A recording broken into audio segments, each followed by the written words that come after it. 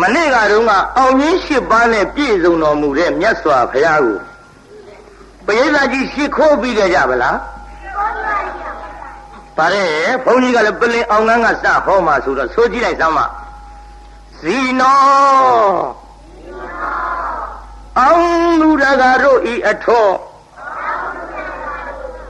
တမောဩရှောင်းအခေါင်ဖုံးပြမြတ်ဖရာသည်မာရင်သဂိရိမေခလာဆင်ရတနာကိုလျင်စွာတက်စီပလင်ဤဝဲ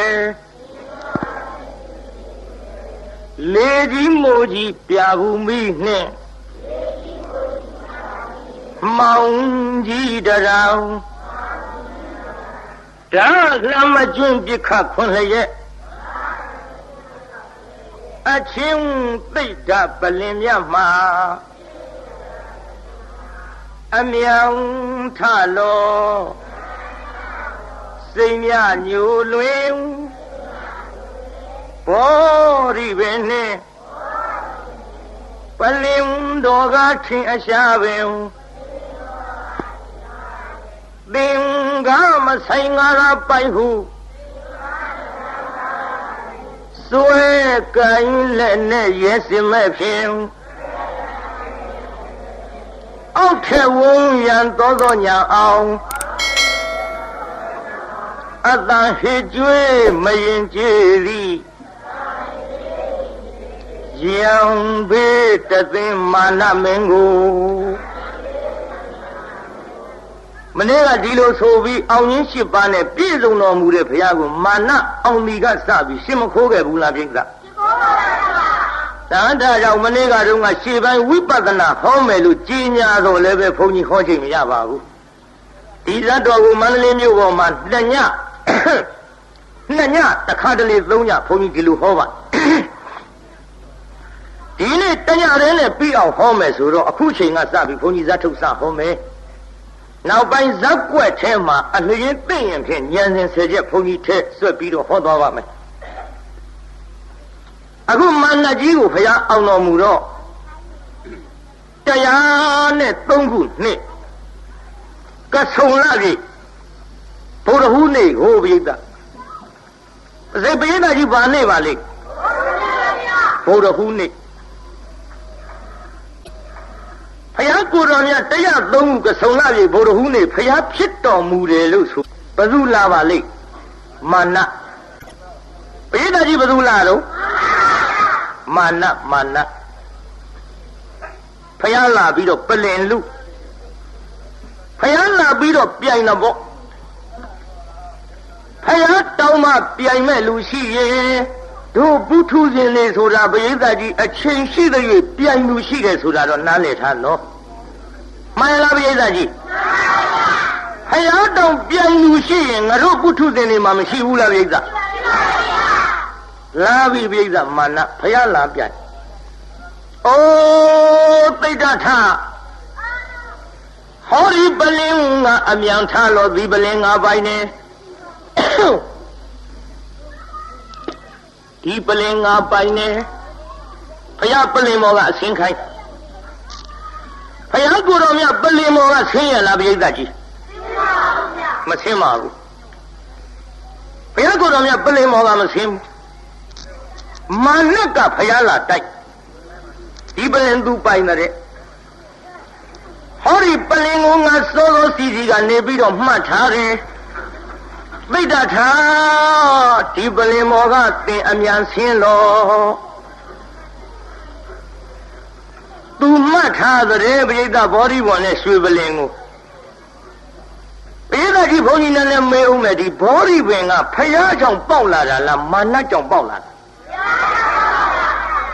ဖိုးဘက်တော်9ယောက်ထဲမှာဘောဓိပင်မပါဘူးလားပြိဿကြီး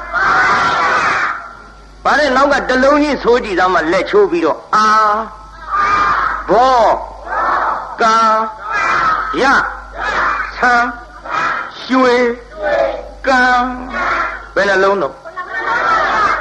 အာဘောကာယဆံရွှေကံဒါဖိုးဘက်တော်9ယောက် အာဘောကာယဆံရွှေကံပြောကြည့်သားမအဓိပ္ပာယ်ကတော့အဲ့ဒီစလုံးလေးတွေထဲမှာကိုအဓိပ္ပာယ်ကကောက်ပြီးသားဖြစ်အာဆိုတာဘယ်သူလဲပြိဿကြီးအာနန္ဒာဒါလူကြီးပိုင်းကသိပါတယ်အာဆိုတာအာနန္ဒာဘောဆိုတာဘယ်သူလဲပြိဿကြီးဟောဘောဓိပင်ဖွားဘက်တော်တယ်ဖယားကြောင့်ပေါက်လာဒါမနကသူဥထားတယ်သူမှတ်ထားတယ်ပြိဿရဲ့ကာဆိုတာဘာပါလိဩကာလုဒ္ဒကြီးရဆိုတာဘယ်သူပါလိရသောရရာဆံဆိုတာဘယ်သူပါလိဆန္ဒအမရွှေဆိုတာဘယ်သူပါလိရွှေအိုးကြီးလေးလုံးကံဆိုတာဘယ်သူပါလိကံပြောင်းမှန်တော့ဒီမဲ့ကန္တကမြင်းနဲ့ပြိဿခံဆိုရင်တော့ပေါ်မှာပေါ့ခန္ဓိကမြင်းပြောခြင်းပြောလိုက်အဲ့ဒါနည်းနည်းလေးစဉ်းစားတော့အမှန်ကခန္ဓိကမြင်းမဟုတ်ဘူးကန္တကမြင်းကျော်ရွှေမန်းတင်မောင်ဘုဒ္ဓဝင်ဇတ်ထုတ်တည်ရေးတဲ့ဘယ်သူလဲအမေကြီးအိုဥအောင်စိန်နဲ့ကျုပ်မြင်းညာမှာသူတို့ဇတ်ယုံနဲ့ကျုပ်နဲ့မျက်နှချင်းဆိုင်ဟောကြကကြတော့ကကျုပ်ရှိလာပြီးကြော့လို့မင်းသမီးအောင်သန်းတင်ရဲ့ဥအောင်စိန်ရဲ့ရောက်လာတော့တက္ကကြီးဟာလို့ခမရဇတ်ထုတ်တည်ထဲမှာဟိုခန္ဓိကမြင်းလို့ပဲပါနေပါလားဗျာတဲ့တပည့်တော်လည်းတတိလေခဖြစ်သွားတယ်မေ့သွားတယ်ဗျာအမှန်တော့ခန္ဓိကမြင်းမှာမဟုတ်ဘဲနဲ့ကန္တကမြင်းလို့ဒါလို့ခေါ်တယ်ခန္ဓိကမြင်းလို့နည်းနည်းလေးမှားရမှုဖြစ်နေတော့လူပြက်တွေကတောင်တောင်ပြောမြောက်ပြောကြခန္ဓိကမြင်းဆိုကြတဲ့ကမြင်းဒီမဟုတ်တော့ဘူးကွာဘာကွာလဲတောင်တောင်မြောက်တွေဖြစ်ကုန်မှန်တယ်တော့သေချာမပြည့်စည်ကုန်တာပေါ့ပရိသတ်ကြီးကံဆိုတာဘာပါလိမ့်ကန္တကမြင်းနာကြီးနဲ့အောက်ကဓာတ်ရင်ကောင်းနဲ့ရေးရတယ်ကန္တကမြင်းအဲ့ဒါဖွားဘက်တော့9ယောက်အဲ့ဒီဖွားဘက်တော့9ယောက်ထဲမှာဘောဓိပင်ဒီဘုရားကိုယ်တော်မြတ်အတွက်ပေါက်လာတာမှန်ပါလေကနဲ့မာနကသူ့မှတ်ထားတယ်ပိဋကထာဒီပလင်ကအမြန်ထားလို့ဒီပလင်၅ပိုင်းနဲ့ဘုရားမစင်မာနကလည်းသေးသေးမဟုတ်ဘူးပြိဿလက်ယုံပေါင်း1000ရှိပြိဿကြီးမာနလက်ယုံပေါင်းဘယ်လောက်ရှိကြောက်เสียကြီးပေါ့ဘုရားမကြောက်ပါဘူးခင်ဗျားတို့ကျွတ်တို့လို့ဆိုရင်မာနတမြင်လိုက်ရင်တက်သေးလောက်ပြင်မှာပေါ့ပြိဿကြီးလက်ယုံပေါင်း1000ခင်ဗျားတို့ကျွတ်တို့လက်ယုံပေါင်း1000မပြောနဲ့လက်နှစ်ဖက်ချင်းပါတဲ့လူတောင်မှမေးစီကြီးတိုက်ပြီးတော့တခါတည်းမျက်လုံးကြီးပြူးပြီးတော့လက်ပြီးနှစ်ဖက်ကြစ်ကြစ်ပေါင်းဆိုဟေးကောင်မင်းပြီးတော့ကွာဆိုအမတော်ကြောက်သေးတာ1000မပြောနဲ့နှစ်ချောင်းနဲ့လူချင်းတောင်တခါအတော်ကြောက်မိဒါကြောင့်မာနတခင်ဗျားတို့ကျွတ်တို့မြင်လိုက်ရင်တက်သေးလောက်ဖယားကိုယ်တော်မြတ်ကတော့လောက်ပါဘူးဒီပလင်ကအမြန်ထားလို့မာနကအထခိုင်းပေသည်ဖယားထတော်မမူမာနကအခိုင်းပေသည်ဖယားထတော်မမူမာနကအသင်းခိုင်းပေမဲ့လို့ပလင်မောကဖယားဆင်းတော်မမူမဆင်းတော့တေကောင်းမာတဲ့သိတ္တထဆိုပြီးမာနဘာတွေလှုပ်လာပါလိမ့်ဒါမို့ပြာဘူးမိုးတွေမိကြီးကလေးမှောင်ကြီးတံပိတ်စီထားလိုက်ဆင်းကြီးစီးပြီးတော့လာတဲ့မာနဒီလိုကြီးမာနဘာကိုစီးလာတာပါလိမ့်ဆင်းကဘာဆင်းပါလိမ့်ဘာဆင်းပါလိမ့်ဂိရိမေခလာမှန်တော့နာလာဂိရိနဲ့ထွေးနေဦးမယ်နတ်စီးတဲ့ဆင်းလေယုံမုံ1000ဆိုတော့ဘုန်းကြီးเจ้าကထွက်တဲ့တကာကြီးတွေနားလည်မှာပေါ့ဗျာဘုန်းကြီးเจ้าကထွက်တဲ့တကာကြီးတွေဘုန်းကြီးเจ้าလုံးကအပြင်အောင်ရင်းဆိုတာရှိပါတယ်ဘာဝဟာသမမိနေမိတသဝတ္တတံဂိရိမေခလံဥဒိတာခောရံသဗ္ဗေနမရံဒါနာရိဓမ္မဝိရိနာဇိတဝါမှုနေသောတန်တေဇဇဘဝတုမေဇယမင်္ဂလက်ကအပြင်အောင်ခြင်းကျွတ်တုသင်ခဲ့ရဘာဝဟတဆိုတော့လက်ယုံပေါင်း1000 စီးလာတဲ့ဆင်ကဂိရိမေခလာဆင်ကြီးအဲ့ဒီဆင်ကြီးစီးလာပြီးတော့ဖယားကိုဓာမို့လှမို့မိမိုးတွေရွာချပေးမယ်လို့ဖယားကိုတော်မြတ်ကမကြောက်ပါသူပြစ်တဲ့လက်နဲ့တွေကလည်းပဲဖယားကိုတော်မြတ်ကငါတို့ကိုလက်နဲ့မှန်းပြီးသွားရင်ရှက်စရာကြီးတဲ့လက်နဲ့တွေကစိတ်မရှိတော့လဲရှိတဲ့ကဲ့သို့အသက်မရှိတော့လဲရှိတဲ့ကဲ့သို့လက်နဲ့မှန်းပြီးရင်ရှက်စရာကြီးဆိုပြီးတော့ဖယားခြေတော်ရင်းမှာပေါင်းအသွင်တွေပြောင်းပြီးတော့ရောက်ကြဒါကြောင့်ဘိသိက်ဆရာတွေဘာတွေပလင်အောင်ကပေါင်းအကြောင်းပြောခြင်းဒီကစရအဲ့ဒါလိုလက်နဲ့တွေပြစ်တော့ဘုရားကိုယ်တော်မြတ်ကတုံနှီဘောနဲ့မလာရဲ့မင်းတို့ချင်းလာလို့ငုတ်တုတ်ကမထားဘူးပြီးတော့ဒီဘုရားကိုယ်တော်မြတ်ထားတော်မူရဲ့လားဘုရားကိုယ်တော်မြတ်မထားတော့မာနကနောက်လှည့်ကြည့်လိုက်တော့သူ့တက်တွေတွေကအများကြီးကိုဘိက္ခနတ်စစ်သားတွေ1000ကျော်1000ဆိုတာမှန်ပြောလိုက်တာပါကမှလည်းမဟုတ်ပါဘူးနတ်စစ်သားတွေအများကြီးနဲ့ဖျားလာပြီးတော့တိုက်ကြည်ရန်ဂေါရမသူ့တယောက်တည်းငါနောက်ကသက်တွေအများကြီးယုံသွားဂတ်သွားမှန်ကန်တဲ့သက်တွေလိုချင်တဲ့မာနကဒါကြောင့်သူကသက်တွေထူလိုက်ဒီပလင်မသူပိုင်တော့မာနကអော်လိုက်အမလေးဟောဒီပလင်မနကြီးပိုင်နေနောက်ကသူကျွေးမွေးပေးကမ်းထားတဲ့ဘယ်ကောင်ကပေါ့ဘယ်ကောင်ဆိုတာသူများပြောလို့ပြောတာကျုံမသိဘူးနောက်ကဟာတွေနဲ့တူပါရဲ့ပြောရတာကိုဗျဘယ်ကောင်ဆိုတာနောက်ကဟာတွေပေါ့ခင်ဗျားတို့လည်းသိကြပါလေကျွတ်တို့တော့ပြောတာကြားဘူးတာနဲ့ထဲပြောရအင်္ဂလိပ်စာကလည်းသင်မှုတာမဟုတ်ဘူးမသင်ဘူးပဲမလို့ BA လောက်တော့ကျုပ်အောင်ပါတယ် BA အောင်တယ်ဆိုလို့အထင်မကြီးနဲ့ B နဲ့ A နှလုံးနဲ့ပဲအောင်တာဒါပြင်ဘာမသိဟုတ်တယ်လေဘုန်းကြီးအောင်တာပြောတာကိုဗျနော်ဒီတော့တချို့ကလည်းကိုယ်စကားမဟုတ်ဘဲနဲ့လေယူသုံးနေကြတာဒီအများကြီးပေါ့အခုကြည့်ပါလားတရားနာပြေတော့ဟောတယ်ဖို့ရမတ်ဝါရ2ပင်ရှိဝါရ2ပင်ထိမှလင်းဝါရ2ပင်ဖြုတ်လိုက်ရင်တရားနာပြေတာကြီးဒီမိလင်းမအဲ့ဒီဝါရပြန်ထိလိုက်တော့မီးပွင့်မလာဘူးလားအဲ့ဒီစကားမီးစကားကိုလူတွေကတချို့ကိုယ်စကားမှတ်လို့ယူသုံးတာရှိသေးတယ်ငါမထီနဲ့ကွာလေထီမီးပွင့်သွားမယ်လူထီလို့မီးပွင့်လောင်မီးကြသေးကုန်မှာမို့ဒါလေးသုံးရတာနော်ဒီလိုအသုံးလုံးမျိုးလေးတွေလို့ပေါ့တရားနာပိဋကဘုန်းကြီးလည်းပဲအခုစမ်းပြီးလို့ထည့်ပြောရနောက်ကကိုင်းဘယ်ကောင်ဆိုတာနောက်ကနတ်စစ်သားတွေပေါ့ဒီလိုနတ်စစ်သားတွေကမန္တကြီးပိုင်တယ်မန္တကြီးပိုင်တယ်လို့နောက်ကဝိုင်းပြီးတော့သက်သေးပေးလိုက်ကြတော့ကိုင်းခေါ်ရမကျုပ်ဘက်ကသက်သေးရှိပြီးခမရဘက်ကသက်သေးပြပါဘုရားသက်သေးတောင်းဘုရားကိုယ်တော်မြတ်သက်သေးတောင်းတော့ဘုရားကိုယ်တော်မြတ်ကဘာမှမပြဘူးပြိဿမြေကြီးလက်ထောက်ပြပါတယ်ပိဋကကြီးဘုရားကိုယ်တော်မြတ်ဘာလက်ထောက်ပြပါလဲမြေကြီးလက်ထောက်ပြတယ်နော်ကျွတ်တို့အခုမိတ္တကတရားပွဲပြင်2ယောက်ကြတဲ့အဖွဲ့သူအဖွဲ့သားတွေခင်ဗျားတို့ပြုတဲ့ကုသိုလ်ဒါနတွေလည်းဒီလိုပဲမြေကြီးလက်ထောက်ပြရမယ်ကိစ္စပါပဲဘုရားကိုယ်တော်မြတ်ကမန္နာငါဘုရားကိုယ်တော်မြတ်သည်4 သိန်းချင်းနဲ့ကဘာတသိန်း10 သိန်းချင်းနဲ့ကဘာတသိန်း16 သိန်းချင်းနဲ့ကဘာတသိန်းပါရမီအနန္တဖြည့်ပြီးတော့လာခဲ့တာဒီပလင်လိုခြင်းလို့ဟောဒီပလင်ရအောင်ငါပါရမီတွေဖြည့်ပြီးတော့လာခဲ့သကွယ်မန္နာငါဘုရားအလောင်းတော်သည်စရိယ3ပါးစွန့်ခြင်းကြီး5ပါးပါရမီ10ပါးအပြား30သောပါရမီတို့တွေကို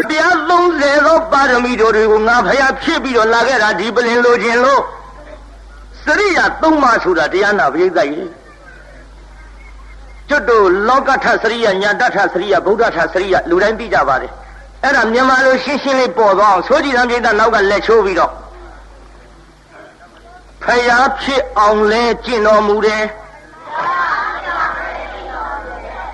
တတ္တဝါတွေအတွက်လည်းကျင့်တော်မူတယ်ရွှေမျိုးတွေအတွက်လည်းကျင့်တော်မူတယ်အဲ့ဒါကိုစရိယသုံးပါးခေါ်ပါတယ်ဖယားဖြစ်အောင်လည်းကျင့်တယ်တတ္တဝါတွေအတွက်လည်းကျင့်တယ်ရွှေမျိုးတွေအတွက်လည်းကျင့်စွန့်ရင်းကြီး၅ပါးဆိုတာလာပြန်ပြီနားလည်အောင်ပေါ့ကဲတရားနာပြည်သားနောက်ကဆိုကြည့်သမ်းမပစ္စည်းဥစ္စာကိုစွန့်ခြင်းခြေလက်နာနာကိုအင်္ဂါကိုစွန့်ခြင်းသာသမီကိုစွန့်ခြင်းမယားကိုစွန့်ခြင်းအသက်ကိုစွန့်ခြင်းအဲ့ဒီစွန့်ခြင်းကြီး၅ပါးကိုလည်းစွန့်တော်မူခဲ့ပါသည်မှန်လားဗျာကြီးနောက်တစ်ခါပါရမီ10ပါးဆိုတာကတော့ဘုန်းကြီးပြောခွင့်အချိန်မရပါဘူးဗျာဒါနံသီလစနိခမံပညာဝိရိယနာပစ္စမောခံတိသစ္စာမရိဌာနမေတုပေခာတိတေရတာအဲ့ဒီပါရမီ10ပါးဒါနအစထားပြီးတော့ဒီပါရမီ10ပါးဘုရားဖြည့်ခဲ့အဲ့ဒီပါရမီ10ပါးအပြား30ဖြစ်သွားပုံလေဘုန်းကြီးနဲ့လည်းပြောဦးမယ်ပေါ့ဒါနပါရမီဒါနဥပပါရမီဒါနပရမတ္ထပါရမီ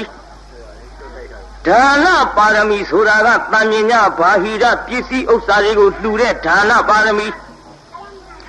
ခြေလက်နာနာကိုအင်္ဂါတွေကိုဖြတ်တောက်ခုတ်လိမျက်လုံးတွေကစဖောက်ပြီးတော့လှူခဲ့တဲ့ဒါနဥပပါရမီအသက်ကိုလှူခဲ့တဲ့ဒါနပရမတ္ထပါရမီအဲ့ဒီပါရမီ3ပါးနဲ့ခုနကပါရမီ10ပါးကိုမြောက်လိုက်တော့10ကို3နဲ့မြောက်တော့ဘယ်လောက်တုံးပြိဿအဲ့ဒါအပြား30ဖြစ်ခဲ့အဲ့ဒီစရိယ3ပါးဆိုရင်ကြီး5ပါးပါရမီ10ပါးအပြား30တွေကိုငါဖြစ်ပြီးတော့လာခဲ့တော့ဟောဒီပလင်လိုခြင်းလို့မနာငါဖယားအလောင်းတော်ကြီးစီဟိုဝေသန္တရာဘဝနောက်ဆုံးထားလို့တိုင်းတော်ပြေတော်ကနှင်ထုတ်ပြီးတော့ဝေကဘာဝင်ကဘာတောင်ရောက်အောင်နှင်ထုတ်ခံရအောင်ဆင်ပြူတော်ကြီးကိုလည်းလှူခဲ့တယ်ပစ္စည်းဥစ္စာတွေကိုလည်းလှူခဲ့တယ်ပြီးတော့ငါရဲ့အမတန်ချစ်လှစွာသောကနာဇာလီခေါ်တဲ့သားသမီး2ယောက်ကိုလည်းလှူခဲ့တယ်မယားဖြစ်တဲ့မရီမိဖုရားကိုလည်းကြားမင်းဖန်ဆင်းတဲ့ပုံနာအားငါဖယားအလောင်းတော်ကြီးလှူခဲ့တယ်အဲ့ဒါလို့လှူပေမဲ့လို့မချစ်လို့လှူတာမဟုတ်မတနာလို့လှူတာမဟုတ်မကျင်တာလို့လှူတာမဟုတ်ဘရဝအနန္တကိုကယ်မခြင်းလို့သားမယားတွေကိုငါဖယားအလောင်းတော်ကြီးစွန့်ပြီးတော့လှူခဲ့တဲ့မနာမှတ်ကြနော်ဘုရားကြီးဟိုခမည်းတော်သားသမီးတွေချစ်တယ်ဆိုတာကျွတ်တို့ဖယားအလောင်းတော်ကြီးအိတ်နေသလောက်ရှိဝေသန္တရာဘဝမှာကျွတ်တို့ဖယားအလောင်းတော်ကြီးသားသမီးမချစ်လို့လှူတာမှမဟုတ်ပဲပုံနာရိုက်လို့ຫນွယ်ကျိုးလက်ကယုံပြီးကျိုးပြတ်ထွက်လာတော့ခမည်းတော်ထံပြန်အရောက်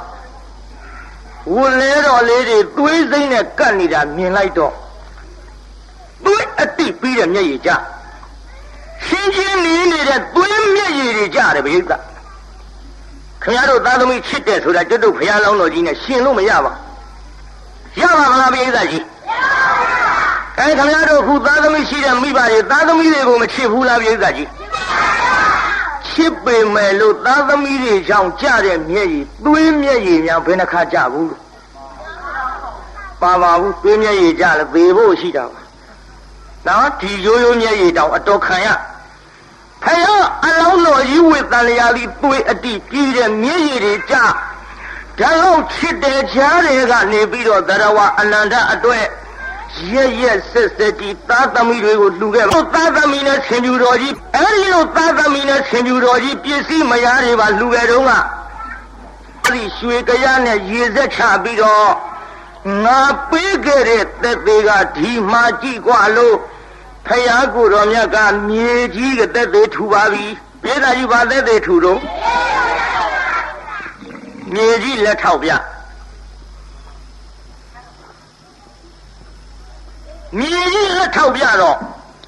ဝတ်သုံးလေးဆန်းကိုဖြေလိုက်တော့လေပရိသတ်ကြီးနဘေလေးနဲ့ပြောခြင်းပြောပေါ့မာနကြီးမနိုင်ပဲနဲ့အစင်ရှုံးပြီးတော့ဘယ်နဲ့ပြေးပါလိမ့်မယ်တော့ဘုန်းကြီးပြောမကောင်းလို့နော်သူတော်ကောင်းလို့မနေနဲ့နဘေလေးနဲ့လေမာနကြီးအစင်ရှုံးပြီးတော့ဘယ်နဲ့ပြေးပါလိမ့်မယ်တော့ဟုတ်တယ်ကွာအဲ့ဒီတိုင်းပဲနဘေးနဲ့ဆိုအဲ့ဒီတိုင်းပဲကိုကွပြေးပြီးမာနကြီးအဲ့ဒီတိုင်းပဲဘေးလာကြီးမာနကြီးပြေးဗလားမာနကြီးပြေးတော့ဘယ်သူလာပါလိမ့်မြူတိန်ကိုမဆင်မရဲ့နဲ့မြူတိန်ကိုလာတော့မလို့ပိဿကြီးမြူတိန်ကိုမဆင်မရဲ့နဲ့အတူရင်ဝင်လို့နှွဲပြန်တော့ဆင်ကြရဲ့သာတော့တယ်အတူရင်ဆိုတဲ့ကောင်ကြီးလာပြန်မတဲ့ပိဿကြီးအတူရင်ဆိုတဲ့နတ်ကြီးဒီကောင်ကြီးကသေးသေးမဟုတ်ဘူးပိဿဆံပြားနဲ့ခြေပြားယူဇနာ4800ရှိမိုင်းမဟုတ်ဘူးနော်ယူဇနာတယူဇနာကို73မိုင်ရှိအိမ်ကြောင့်မှတွက်ကြည့်ပေါ့ဗျာနော်တယူဇနာကို73မိုင်ရှိအဲ့ဒီမာနကြီး73မိုင်ရှိတဲ့တယူဇနာပေါင်းတရားနာပိဿ4800ရှိကိုင်လေတကောင်လုံးဆိုတော့နည်းနည်းများပါတယ်ပိဿကျွတ်တို့သူ့လက်တစ်စစ်လောက်ပြောကြည့်ရအောင်အတူရင်နတ်ကြီးရဲ့လက်တစ်စစ်ကယူဇနာ90ရှိပိဿကြီးအတူရင်နတ်ကြီးရဲ့လက်တစ်စစ်ယူဇနာဘယ်လောက်ရှိ50တောင်ရှိတယူဇနာ73မိုင်ဆိုတော့တရားနာပိဿရေယူဇနာ90ကိုခုခေတ်မိုင်3နဲ့တွက်ကြည့်မယ်ဆိုရင်ကျွတ်တို့639မိုင်ခုနှစ်ဖာလုံးနဲ့ခုနှစ်ပိုလောက်ရှိလိမ့်ဒီအတူရင်နတ်ကြီးရဲ့လက်တစ်စစ်ကကျွတ်တို့မှန်းကြည့်မယ်ဆိုရင်ရန်ကုန်ဟိုပဲအများကြီးကြော်သွားမှာပေါ့လက်တစ်စစ်ထဲတကောင်လုံးထဲမပြောနဲ့ဖယားကိုတော်မြတ်လက်ထက်တော်ကဖယားကိုတော်မြတ်ကိုတော်တိုင်းယာရုပေးခြင်းခံရတဲ့ကောင်ကြီးအတ္တဘာဝိနံယဟုတ်ကစိတ္တတော်ခန္ဓာကိုယ်ကြည့်တဲ့ထဲမှာတော့ယာဟုအမြတ်ဆုံးပါကွယ်ယာဟုတဲ့ခန္ဓာကိုကြည့်တဲ့တတ္တဝလောကမရှိပါဘူးခြေသားတို့အတူရင်ကနေယာဟုပြောင်းသွားတော့မျက်စိလဲမသွားနဲ့သူ့နာမည်က3မျိုးလောက်ရှိယာဟုတဲ့အတူရင်နဲ့ငပုတ်တဲ့ဟော3မျိုးလောက်ရှိအိမ်ကြညင်းပြီးရံဖြစ်နေဦးမယ်ယာဟုဆိုတာလဲသူပဲအတူရင်ဆိုတာလဲသူပဲငပုတ်ဆိုတာလဲသူပဲလက်တစ်ဆယ်ဆိုတာတော့နားလည်ထားနော်မှန်လားပိဿကြီးနေလဆိုတာနေဆိုတာယူဇနာ90ရှိတယ်လဆိုတာ49ယူဇနာရှိ49ယူဇနာရှိတဲ့လကအတူရိနတ်ကြီးရဲ့လက်တစ်စစ်တဲ့တယူဇနာရော73မိုင်ရောတော့ပေါ့ဗျာ73မိုင်ဆိုနဲတာမဟုတ်ပဲဒီနေဒီပလင်ငါပိုင်နေတခါလက်ဝါးနဲ့ဆုပ်ထားသူမျက်စီတဲ့နေလာသွားနေတာမသိရလားပိဿကြီးမဆင်းပါဘူးဘုရားကိုယ်တော်မြတ်ပလင်မော်ကမဆင်းဘူးမာနကဘုရားလာတိုက်လက်ကလေးကြားဆိုတာတို့ဂျိုင်းညညတ်တာပြောတာဟိနားမလဲပဲနေဦးမယ်စာခေါ်မို့လို့ဒီတရားဟောတော့အမေကမေးတယ်ငါသားရဲ့တဲ့လက်ကလေးကြားဆိုတာဘာလို့အမေကလို့ဂျိုင်းညညတ်တာပြောတာပါလို့မှတခါတခါဂျိုင်းညညတ်တာတခါကြတော့မေးစီအောက်ထားတခါပါဇက်ထဲမှာအဇက်ပိတ်လိုက်တဲ့အချိန်ခါမှာနေလပျောက်သွားတယ်လငပုတ်ဖမ်းတယ်နေငပုတ်ဖမ်းတယ်ဆိုတာပရိသတ်ကြီးမြင်မှုတယ်မဟုတ်လားအဲ့ဒါသူပေါ့ခင်ဗျားတို့ဘယ်သိလိမ့်ဘုရားကျေးဇူးဘုရားဟောလို့သိရဘယ်သိလိမ့်ဘုရားကျေးဇူးဘုရားဟောလို့သိရပါဇက်ပိတ်လိုက်ရင်နေလပျောက်သွားပါပြီဒါပေမဲ့လို့ဘုရားကိုယ်တော်မြတ်ကရှိသားတို့အိတ်တမစရိယာဖြစ်လို့ပါဇက်ထဲငုံထားပေမဲ့လို့နေလကိုဒီကောင်ကြီးမသွားအောင်မတတ်နိုင်ပါဘူးကွယ်တို့နောက်ကလိုက်နေရတာပိဿသူရက်နေလို့မရဘူးပိဿရဲ့ရရလားပိဿကြီး ပါဇက်ထဲငုံပြီးနောက်ကနေလိုက်နေရတကယ်လို့သာရက်နေရင်ဟောနာပရိသတ်ကြီးသူ့အုပ်ခေါင်းဖောက်ထွက်သွားနိုင်ကြအကြောင်းရှိတယ်ရက်နေအောင်သူမတတ်နိုင်ကမ္ဘာနေရာမှာကမ္ဘာတန်းစာကမ္ဘာတန်းစာကမ္ဘာတီးပြီးတော့ကမ္ဘာပြက်မှပြက်တဲ့အရာဝတ္ထုဘယ်သူမှဖြစ်လို့မရပရိသတ်ကြီးအတူရင်ပါဇက်ထဲငုံပြီးတော့ရက်နေရင်သူ့နေလားရက်နေအောင်သူတတ်နိုင်ရလားတကယ်ဆိုရင်သူ့လက်တစ်ဆစ်လောက်ရှိတဲ့နေလားသဘောမကျလို့များလက်ဝါးနဲ့ပြုတ်ကျနိုင်ကြအကြောင်းမရှိဘူးလားရှိတာပေါ့ဗျလက်တစ်ဆစ်လောက်လေသူ့ပုတ်ချမယ်ဆိုရင်ပြုတ်ကျနိုင်ကြအကြောင်းရှိတာပေါ့ချနိုင်ပါဘူးလာဆိုတာအောက်ကကြည့်တော့ပကံများလောက်ရှိနေဆိုတာလည်းပကံများသာသာရှိအောက်ကလှမ်းကြည့်လို့တရားနာပြိဿမြေကြီးပေါ်ဆိုရင်လက်နေဟိုဘက်နဲ့ခန်းဒီဘက်နဲ့ဟိုဘက်ကြောသည်အဲ့ဒါမှအဲ့ဒီနေလာကိုသူလက်ဝါးနဲ့ပြုတ်ကြအောင်ပြိဿကြီးပုတ်ချနိုင်ရဲ့လားချနိုင်ဘူးပြိဿကြီးပုတ်ချနိုင်ရဲ့လားရနိုင်ပါဘူးဓာတ်လောက်ကြီးတဲ့ကောင်ကြီးကတောင်မှနေလာကိုလက်ဝါးနဲ့ပြုတ်ကြနဲ့ပုတ်အောင်ပုတ်မချနိုင်ပါပဲနဲ့အခုတော့ဟိုလူတွေကလာဘောတိုက်တယ်မယ်လို့ပြောနေပြီအဲမလို့တဲ့တော့ဒါပတိကိုတကာတကမတွေဆိုတော့နည်းနည်းသတိပေးကြရမကြည့်ရှောင်ရလာစားတဲ့ရဲ့တော်ကြကြတရားနာပြည်သားလာဘောကျွတ်တို့မိထားလန်းနေပါတွေဖောက်လို့ခေါင်းပေါ်မိကြီးကဲတွေပါတွေကြမှာကြောက်ရတယ်ကိုဒါကြောင့်ကိုတကာတကမတွေဆိုတော့ဗုဒ္ဓဘာသာတွေနည်းနည်းသတိပေးထားရဒါကြောင့်တရားနာပရိသတ်ကြီးနေလာကဘာပြက်မှပြက်တဲ့အရာဝတ္ထုဘယ်သူမှဖြစ်လို့မရတရားပရိသတ်ကြီးဒီတော့ကျုပ်ကလည်းနည်းနည်းမေးပါတယ်ပရိသတ်ဒီလမ်းပိတ်မှမော်တက်ကြတယ်လို့ဆိုတော့ကျုပ်မေးကြည့်ဒီကျုပ်တွေပါဒီမိုင်မောင်းဘယ်လောက်ရောက်ပလဲမိုင်2သိန်းတော့3သိန်းလောက်တက်သွားပြီလို့ပြောတယ်ပရိသတ်တိတိကျကျသိလို့လားအကြလားတော့မသိဘူးပေါ့ကျွတ်တို့လည်းလေဖန်တန်းစီနေရတာကိုအဲ့ဒါလို့မိုင်3သိန်းကျော်လောက်ရောက်တယ်ဆိုတော့ကျုပ်ကစဉ်းစားဒီလက်ပိတ်မှန်ကကျွတ်တို့အောက်ကနေကြည့်ရင်တရားနာပြည်သားမြင်းမို့တောင်က8400ရှိပါတယ်တောင်စဉ်9ထပ်မှာအမြင့်ဆုံးဖြစ်တဲ့ယူကန်တို့တောင်ကကျွတ်တို့မြင်းမို့တောင်တဝက်ရှိမြင်းမို့တောင်တဝက်ဆိုတော့မြင်းမို့တောင်က8400တဝက်ခွဲလိုက်တော့ပရိသတ်ကြီးယူဇနာဘယ်လောက်ရှိ4200ခင်းပါအဲ့ဒီ4200ရှိတဲ့ယူကန်တို့တောင်ထိပ်ကနေလာတို့လက်ရရလှည့်ပြီးတော့သွားကြဒီတော့တရားနာပရိသတ်ရေယူဇနာပေါင်း4200မြင့်နေတဲ့နေလာကျွတ်တို့မိုင်ပေါင်းနဲ့တွက်ကြည့်မယ်ဆိုရင်9သိန်းကျော်6သိန်းလောက်တော့ရှိမှာပေါ့ဒါမှန်ပြောနော်မှန်ပြောအိမ်ကျတွက်ကြည့်ပေါ့ဗျာဘယ်လောက်မြင့်နေဆိုတာသိချင်ရင်တယူဇနာကို73မိုင်ရှိယူဇနာပေါင်း4200ကိုတယူဇနာ73မိုင်နဲ့မြောက်ကြည့်ပေါ့အဲ့ဒါအိမ်ကျတိတိကျကျသိချင်ကျောင်းမမြောက်နိုင်ဘူးလေကျောင်းမြောက်လို့လည်းတရားဟောရမှာမဟုတ်ဘူးနော်ဒါကြောင့်9သိန်းကျော်6သိန်းလောက်မှန်ပြောတာပါပြိဿပိုခြင်းလဲပုံမှာလိုခြင်းလဲလိုမှာပါဒါကြောင့်နေလာကကျွတ်တို့နေရာကလှမ်းကြည့်ရင်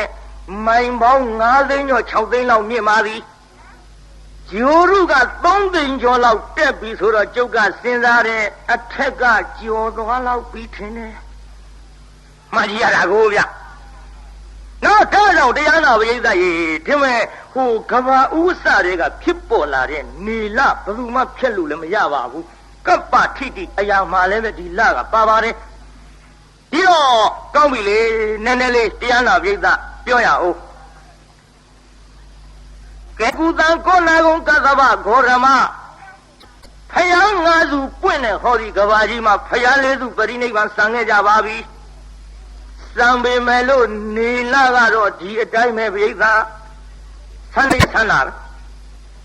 မဲအဆိုးလေးတောင်ရှိသေးပြိဿ3ရက်လာကြတော့ဗါတဲ့လက်သုံးနေပေါ့ကွာနော်ဖိုးကြီးလည်းသိပါတယ်ငကြုံးငနာပြန်စင်းစားမျက်ခုံးလေးကြည့်ကြည့်ပြီးတော့3ရက်လာဟာခုံးမျက်စာပုံပမာဆိုတာဒီပေါ့ဗျာခင်ဗျားတို့ပြန်စင်းစားသိပါတယ်အဟုတ်3ရက်လာကြတော့ခုံးမျက်စာလေးတိုင်းပဲတဲ့ အဲ့ဒါလို့ဆန်းရဲ့ဆန်းဒီတရားနာပြိတ္တလာကပြည့်တဲ့ရဲ့လာပြီးနေကြတော့လာကြီးဝိုင်းလာပြီးပြေးလာသည်ပိဿကြီးလာကြီးနေဘသူတူနဲ့ထုလို့လာကြီးပိတ်နေတာများမြင်ဘူးတော့မြင်ဘူးပါဟောပြည့်တဲ့ရဲ့ပြည့်ဆုတ်တဲ့ရဲ့ကြတော့ဆုတ်သွားတယ်ပိဿကြီးဆုတ်တယ်ဆိုတာယော့သွားတဖြည်းဖြည်းယော့ပြီးတော့သွားလိုက်တာလာခွေနေ့ဆိုတဲ့နေ့ကြတော့ပိဿကြီးလာမြင်ရသေးလားအဲ့ဒီနေ့ဘသူဆွဲထုတ်ပြနိုင်သေးတုံးပိဿမပြနိုင်ပါဘူးဆန်းတဲ့ရဲ့ဆန်းပြည့်တဲ့ရဲ့ပြည့်ဆုတ်တဲ့ရဲ့ဆုတ်ွယ်တဲ့ရဲ့ကွယ်ပြီးတော့လာခဲ့တဲ့ဒီနေလားကဘာဥအစတွေကဒီတိုင်းပါပဲကဘာပြည့်သည့်အထိသူဒီတိုင်းနေပါလိမ့်မယ်ဘသူဖြစ်လို့မှမရသဘောပေါက်လားပိဿကြီးဒီတော့ကျုပ်မြင်းညာမှာသံဃာ1000နဲ့အနေကစားတင်တော့ကဆန္ဒမုတ်စေရီဘုရားပွဲမှာကျုပ်တရားဟောတော့ကဥစဉ်ခန့်ငယ်ငယ်ဥစဉ်လေးတစ်ပါးကကျုပ်ကိုလျှောက်ပါတယ်ကျွတ်တို့ကလည်းတရားနာပြီးသားပိဋကသုံးပုံထုံးလို့မှုရေလို့နှောက်နိုင်တာမဟုတ်တော့ကျွတ်တို့သဘောမပေါက်တဲ့ကိစ္စတွေမှာကျွတ်တို့တဲ့စာတော်တဲ့ဆရာတော်သံဃာတော်တွေကိုကျွတ်တို့ရှောက်ရပါနော်အခုတိပိဋကဆရာတော်ဘုရားတို့အေကမဟာပဏိတဆရာတော်ဘုရားကြီးတွေတို့စာရဘုန်းကြီးတွေတို့အခုမန္တလေးမြို့ပေါ်မှာကျွတ်တို့အမိသဟဲပြုထားစာရဘုန်းကြီးတွေတို့အခုမန္တလေးမြို့ပေါ်မှာကျွတ်တို့အမိသဟဲပြုထားတဲ့ကျွတ်တို့စာတက်ခဲ့တဲ့စာကြဆရာတော်တွေတို့ဓာတ်တွေကိုကျွတ်တို့ရှောက်ရပါကျွတ်တို့လည်းမိသလောက်နဲ့ဟောနေရတာပြိဿတက်လို့ဟောနေတာမဟုတ်ဘူးကျွတ်တို့တဲ့တက်တဲ့ဆရာတော်သံဃာတော်တွေကဗမာပြည်မှာအများကြီးရှိဒီတော့ကျွတ်တို့မမိတဲ့ညံမမိတဲ့အရာဝတ္ထုကြတော့ဆရာတော်တွေရှောက်ရဒီထဲကျုပ်မင်းကုန်းကတိပိဋကဆရာတော်ဘုရားကြီးဥစိတ်တာဘုန်းကြီးဥပန္နဝရေကျွတ်တို့ဘုကောင်းလိုက်ကအရင်တုန်းကစာချနေတဲ့ကျွတ်တို့သရာတက်ခဲ့ဘူးတဲ့ကျုပ်ကခမကန်လိုက်နေတာကိုဗျရွှေလောင်းကြောင်းအဲ့ဒီမိုးကောင်းတိုင်းမှာသွားပြီးတော့စတဲ့တုန်းကဥပန္တိရေအဲ့ဒီဥပန္တိရေကျွတ်တို့အေကမပန္တိတဥသောဘီရေကျွတ်တို့ရွှေရေးဆောင်ဥပန္နဝကြီးပြန်တော်မမူခင်ကဥပန္နဝရေတိပိဋကဆရာတော်ဘုရားရေဟောကျွတ်တို့ပခုတ်ကူကတိုက်အုပ်ဘုန်းကြီးဖြစ်တဲ့ဥနန္တိယဆရာတော်ဘုရားရေ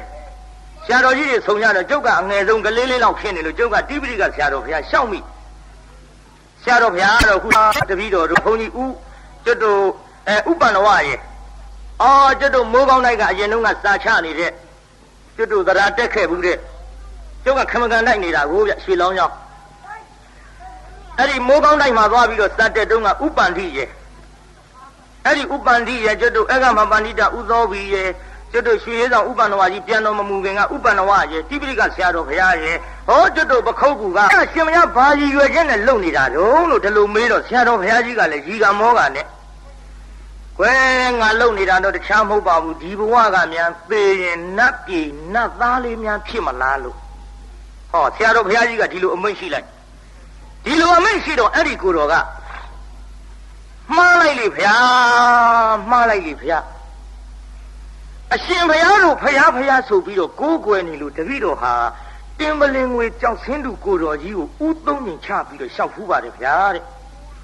အရှင်ဘုရားတဲ့အရှင်ဘုရားကိုဂေါရမဗုဒ္ဓဆိုပြီးတော့လူတွေကိုးကွယ်နေတာအရှင်ဘုရားဂေါရမဗုဒ္ဓအစ်စ်ဟုတ်ပါသလားဘုရားလို့တပည့်တော်ရှောက်ကြည့်ပါတယ်အဲ့ဒါလို့ရှောက်ကြည့်တော့ကြောက်ဆင်းသူကိုတော်ကြီးကမဟုတ်ဘူးလည်းမပြောဘူးဘုရား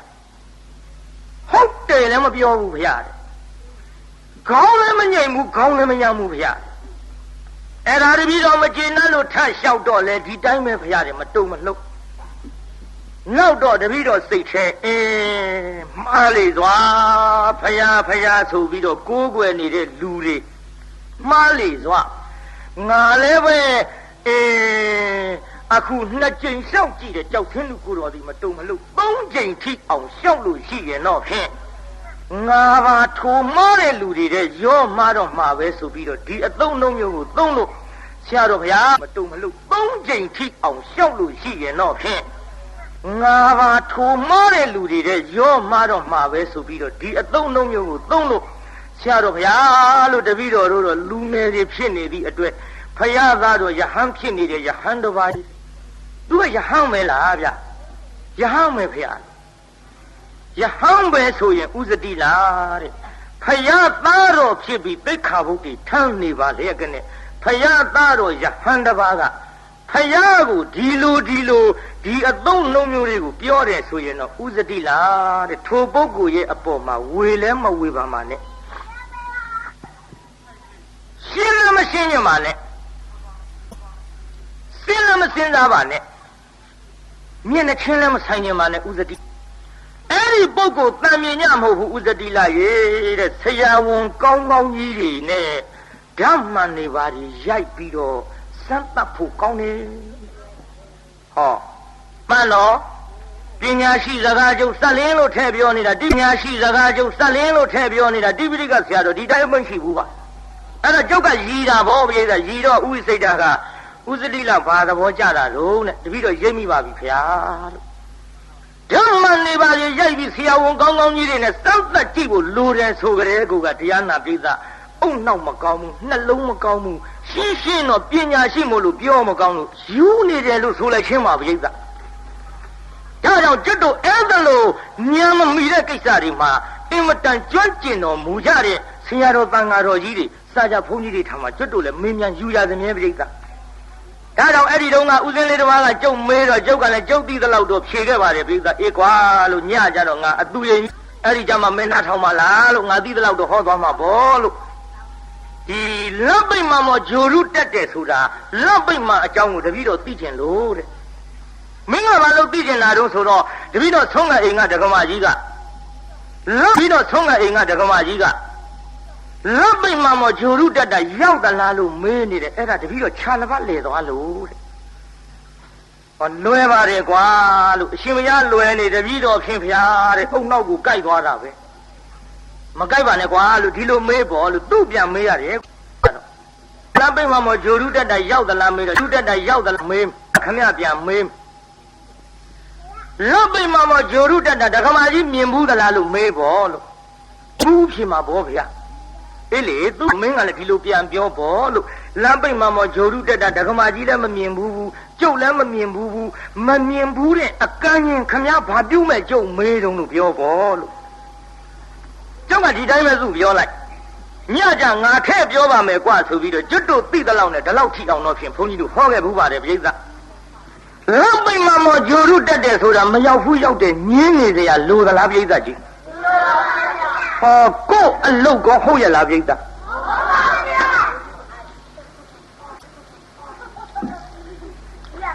မငင်းရနဲ့ကြဘုန်းကြီးတို့အဖြေကတော့လေအဲ့ဒီတုန်းကထည့်ဖြေခဲ့ဘူးပါတယ်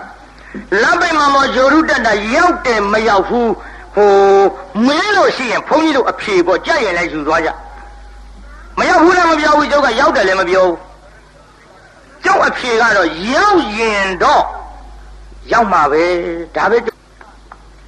ရောက်ချင်ရင်မဟုတ်ဘူးနော်ပိဿကြီးရောက်ချင်ရင်ဆိုရင်တော့လက်ပိတ်မှာမရောက်ချင်လို့သာရောက်ရင်ကျုပ်နေချင်းပြန်တစ်ခေါက်လောက်သွားခြင်းရောက်ချင်ရင်မဟုတ်ပါဘူးရောက်ရင်တော့ရောက်မှာပဲဒီတော့ကျုပ်စကားမပြီးသေးဘူးပေါ့ဗျာရောက်ရင်တော့ရောက်မှာပဲဆိုရင်ပိဿကြီးမရောက်ရင်တော့ခင်ဗျားတို့ပြောတာလို့ပေါ့ဗျာသိတော့သိပါတယ်ကွာဒါပေမဲ့ဆိုတာလို့ဆုံးရောက်ရင်တော့ရောက်မှာပဲဆိုရင်မရောက်ရင်တော့မရောက်ဘူးအဲ့တော့တရားနာပိဿညင်းမနေနဲ့မရောက်ဘူးရောက်တယ်ဟေးလက်ပိတ်မှမောဂျိုရုတက်တာရောက်တယ်ကွာဒီလိုပြောတဲ့လူကြတော့ဖြေလိုက်ဖို့အေးကွာရောက်ရင်တော့ရောက်မှာပေါ့ဟာမင်းရောက်တယ်လို့အေးလေရောက်ရင်တော့ရောက်မှာပေါ့ကွာဒီလက်ပိတ်မှမောဂျိုရုတက်နေပြီကွာခုမရောက်ရင်တော့မရောက်ပါဘူးကွာဟာမင်းလည်းမရောက်ရမှာတော့ကွာအေးလေရောက်ရင်တော့ရောက်မှာပေါ့ကွာအဲသူ့ဖာသူဥကြောင်ကြောင်ကိုဖြည့်ရောအငင်းမနေနဲ့တော့ကျွတ်တို့မြင်းညာတော့ယုံတဲ့လူနဲ့မယုံတဲ့လူတော့ဖက်ရည်ဆိုင်သူတက်နေပြီကွာခုမရောက်ရင်တော့မရောက်ပါဘူးကွာဟာမင်းလည်းမရောက်ရမှာတော့ကွာအေးလေရောက်ရင်တော့ရောက်မှာပေါ့ကွာအဲသူ့ဖာသူဥကြောင်ကြောင်ကိုဖြည့်ရောအငင်းမနေနဲ့တော့ကျွတ်တို့မြင်းညာတော့ယုံတဲ့လူနဲ့မယုံတဲ့လူတော့ဖက်ရည်ဆိုင်ကလထိုင်နဲ့ရိုက်တာဆဲယုံတင်လိုက်ရဗျာတပြားမှလည်းမရဘူးတစိမ့်မှလည်းမဆန်းရဘဲနဲ့ဘာလို့လို့ရံဖြစ်ချင်ကြတော့ဒါကြောင့်ကျွတ်တို့ဖြေကတော့ရောက်ရင်တော့ကြောက်ပါပဲမရောက်ရင်တော့မရောက်ဘူးနော်ဒါညင်းနေစရာလိုလည်းမဟုတ်ဘူးလောကစိတ်နာနတ်စိတ်နာလောကကြီးအကြောင်းဆိုတာကြံစီရင်ယူသွားမယ်ပြိဿကြံစီရင်ယူသွားနိုင်ကျွတ်တို့ဟောအဲ့ဒီခင်မကန်လိုက်နေတော့ကစာကြဘုန်းကြီးကိုကျွတ်တို့အခုပြန်တော်မူသွားတဲ့မိုးသားဆရာတို့ဥပညာကိုကျွတ်တို့လျှောက်ဟူးပါအဲ့ဒီဥ ဝပညာကိုကျွတ်တို့လျှောက်တော့ဗျာလို့တပည့်တော်တို့ဟိုဘက်က9ပါးဒီဘက်က9ပါးဗျာဖရာကမြတ်တယ်တရားကမြတ်တယ်ညင်းနေကြလို့ဗျာသူများတွေပြန်သွားကျွတ်တို့မပြန်ဘူးမောင်စင်းတို့ပြန်ရလေတပည့်တော်တို့ဗျာဟိုဘက်9ပါးဒီဘက်9ပါးဖရာကမြတ်တယ်တရားကမြတ်တယ်ညင်းနေလို့ဗျာဖရာဖြစ်တယ်လေဒီတရားကျင့်လို့ကွာတရားကမြတ်တယ်ဟို9ပါးလည်းမဟုတ်ဘူးကွာဒီတရားတွေကဖရာကဟောထားတယ်ဟေးဖရာဟောမှမဟုတ်ဘူးကွာတရားကအရင်တုန်းကရှိနေတာဒီတရားကျင့်လို့ဖရာဖြစ်တာကွာအဲ့ဒီညင်းတဲ့အကြောင်းလျှောက်တော့စာကြဘုန်းကြီးကကျွတ်တို့ဘာပြောတဲ့ထင်တော့ပြိတ္တာဟဲ့မောင်စင်းတို့ကလည်းဘာလဲအယူတွေဟောကျွတ်တို့အယူတွေဆိုပြီးကျောင်းပေါ်ကနှင်ချအဲ့ဒါကျွတ်တို့ကကျောင်းကြတော့ဆရာတော်ကိုလျှောက်ကြည့်တပည့်တော်တို့ဗျာလို့ဒီလိုစာကြဘုန်းကြီးကိုမသိလို့တပည့်တော်တို့သွားမေးတော့အယူတွေလို့ဆင်းညဆိုပြီးတော့ငေါက်ချတယ်ဗျကျောင်းကဆရာတော်ကြတော့ပိုဆိုးနေအငင်းလာတော်သေးခွေးသာနာဝိတ္တရောစင်ရောကမ္မဝိပါကိုအစိမ့်နေရောမကြံစီအပ်တဲ့အရာတွေဆိုတာမကြံစီတတ်နဲ့ယူရင်လည်းယူတတ်တယ်ရံဖြစ်ပြီးတပ်ပွဲရိုက်ပွဲရင်လည်းဖြစ်တတ်တယ်ကိုယ်အလုံးမဟုတ်ဘဟုတုတ္တစက်လင်းလို့ကျွတ်တို့ထည့်ပြောတာပါကဲအဲ့ဒါတော့ဖြစ်အောင်တရားနာပရိသတ်ရဲ့ဘယ်လိုမှဖြည့်ဆည်းလို့မရပါမယ်လို့နေလာကိုပါဇတ်ထဲငုံနိုင်တဲ့အတူရည်ကြီးကဖျားထံလာပြီလာလိုက်အထဲငုံနိုင်တဲ့ကောရမဖျားပွင့်တဲ့ဒါပေမဲ့လို့18တောင်းလောက်ရှိတဲ့ဖျားလေးကိုငါသွားပြီးတော့ဖူးရမှာခါကြောင်းပါပြီ18မာနကိုငါသွားပြီးတော့ဖူးရမှာခါကြောင်းပါပြီအတူရည်မာနပေါ့ဗျာအတ္တမိမာနခေါ်ပါတယ်အတ္တမိမာနဆိုတာပါဠိမြန်မာလိုပြောတော့ဘဝင်နည်းနဲ့ခြေပြားထောက်တယ်ဗျာသူများနဲ့ကိုယ်နဲ့နှိုင်းရှင်ပြီးတော့ကြည်လိုက်ရင်ကိုကသူများနဲ့မြတ်တယ်လို့ထင်တာပေါ့ဒါတရားသမားတွေလည်းဖြစ်တတ်ပါတယ်ကြကြသတိထားကြတရားအထုတ်တဲ့ပုဂ္ဂိုလ်တွေမှလည်းဖြစ်တတ်ပါတယ်ကျုပ်တိတ်သက်သုတ်တံဟောတဲ့နေရာမှာအဲ့ဒီအတ္တမိမာနအဲ့လေဒါတော့ခန္ဓာပမသုတ်တံကိုဟောတဲ့ချိန်ခါမှာအဲ့ဒီအတ္တမိမာနပါရပါတယ်ကျုပ်ဝိပဿနာနဲ့ပတ်သက်ပြီးသုတ်တံဟောခြေပြားထောက်တချို့တရားထုတ်တဲ့လူချင်းဘယ်နဲ့လုံးနဲ့မင်းတရားအထုတ်တာကျုပ်တော့တရားထုတ်တာ9ရက်လောက်ရှိသွားတရားထုတ်တဲ့လူချင်းဘယ်နဲ့လုံးနဲ့မင်းတရားအထုတ်တာဘယ်မြင်လုံးဟိတ်ဒါဟာတဲ့9ရက်ဆိုရဘာတွေမြင်လုံးဟိတ်ဒါဟာတဲ့9ရက်ဆိုတော့ကြာမှကြာသေးပဲစိတ်ကလည်းအိမ်ပြန်ရောက်သွားလို့တမာရိရအောင်မနဲ့ထိနေရပါတယ်တဲ့ဘာမှမြင်နေဘူးခင်ဗျရဘူးလေတဲ့တို့က45ရက်တောင်ရှိပြီလှုပ်လာပြီအသမိမာနပြောနေတာတရားထုတ်တဲ့ပုဂ္ဂိုလ်တွေနိဗ္ဗာန်မရဘူးတဲ့နော်ကုန်းတင်တယ်လို့ခေါ်ပါတယ်ပြိဿတို့တူလို့လည်းရဘူးပေါ့တဲ့မင်းက9ရက်ဆိုတော့နှုသေးတာပဲတဲ့တို့က3နှစ်တောင်ရှိပြီတဲ့တို့ကတော့ရင့်ပြီးဆိုပါလားပြိဿရဲ့ကရင့်တဲ့ကကျွေယုံရှိတော့တာဗျဘာလို့သေးလို့ရင့်မတယ်ဗျမင်းတို့နဲ့တို့နဲ့မတူဘူးတရားအထုတ်တဲ့ယောဂီချင်းပဲမဲ့လို့မင်းတို့တဲ့ငါတို့ကအဆင့်မြင့်ပြီးညာမြင့်ပြီးငါတို့ကမင်းတို့နဲ့မတူတရားပေါက်သွားပြီလို့သူများနဲ့ကိုယ်နဲ့ရှင်ပြီးတော့အထင်ကြီးလိုက်ရင်အတ္တမိမာနကုန်းတင်တယ်လို့ခေါ်တဲ့နိဗ္ဗာန်မဝင်နိုင်ပါဘူးတဲ့တရားအထုတ်တဲ့ယောဂီတို့သတ်လင်းလို့ထည့်ပြောတာပြစ်တင်နေတာမဟုတ်ဘူးရှောင်ကျင်စေခြင်းလို့ထည့်ပြောနေတာတကယ်စေတနာနဲ့မှန်လားပြိတ္တကြီးကဲကြည့်ဗျာအတူရင်ကအမေငါတဲ့ကြီးတာလောကမရှိဘူးတဲ့ဂေါရမဘုရား18တောင်တော့ငါငုံဖူးရမှာခါးညောင်းတဲ့ဗျာအတ္တမိမာနပေါ့အဲ့ဒါလာပြီးတရားလာပြိတ္တသူရင်ကြီးအတူရင်ကြီးခင်းလာတော့ဘုရားကိုယ်တော်မြတ်ကသူမလာခင်တည်းကလာမယ်ဆိုတာသိဟဲ့ဒီတော့အနန္တညောင်ဆောင်ထုတ်အရှိအုပ်ခေါင်းထားအနောက်ချီပြုအဲ့ဒီညောင်ဆောင်ခင်းခိုင်းပြီးတော့မတ်တရဈဉ္ညာလျှောက်ရင်ဝလုံးများလှဲ့ထားလို့ကြော်သွားနိုင်တော့လည်းပဲဝလုံးများထောင်ထားရင်ခုံမှုခက်ဒါကြောင့်ဝလုံးများထောင်တယ်လို့မတ်တရလို့မြင့်နေထင်လိမ့်မယ်ဈဉ္ညာမလျှောက်ဘူးထိုင်မြန်လာလဲသင်္ကုံများထောင်ထားတယ်လို့ထိုင်လို့မြင့်နေထင်လိမ့်မယ်မထိုင်ဘူးဘုရား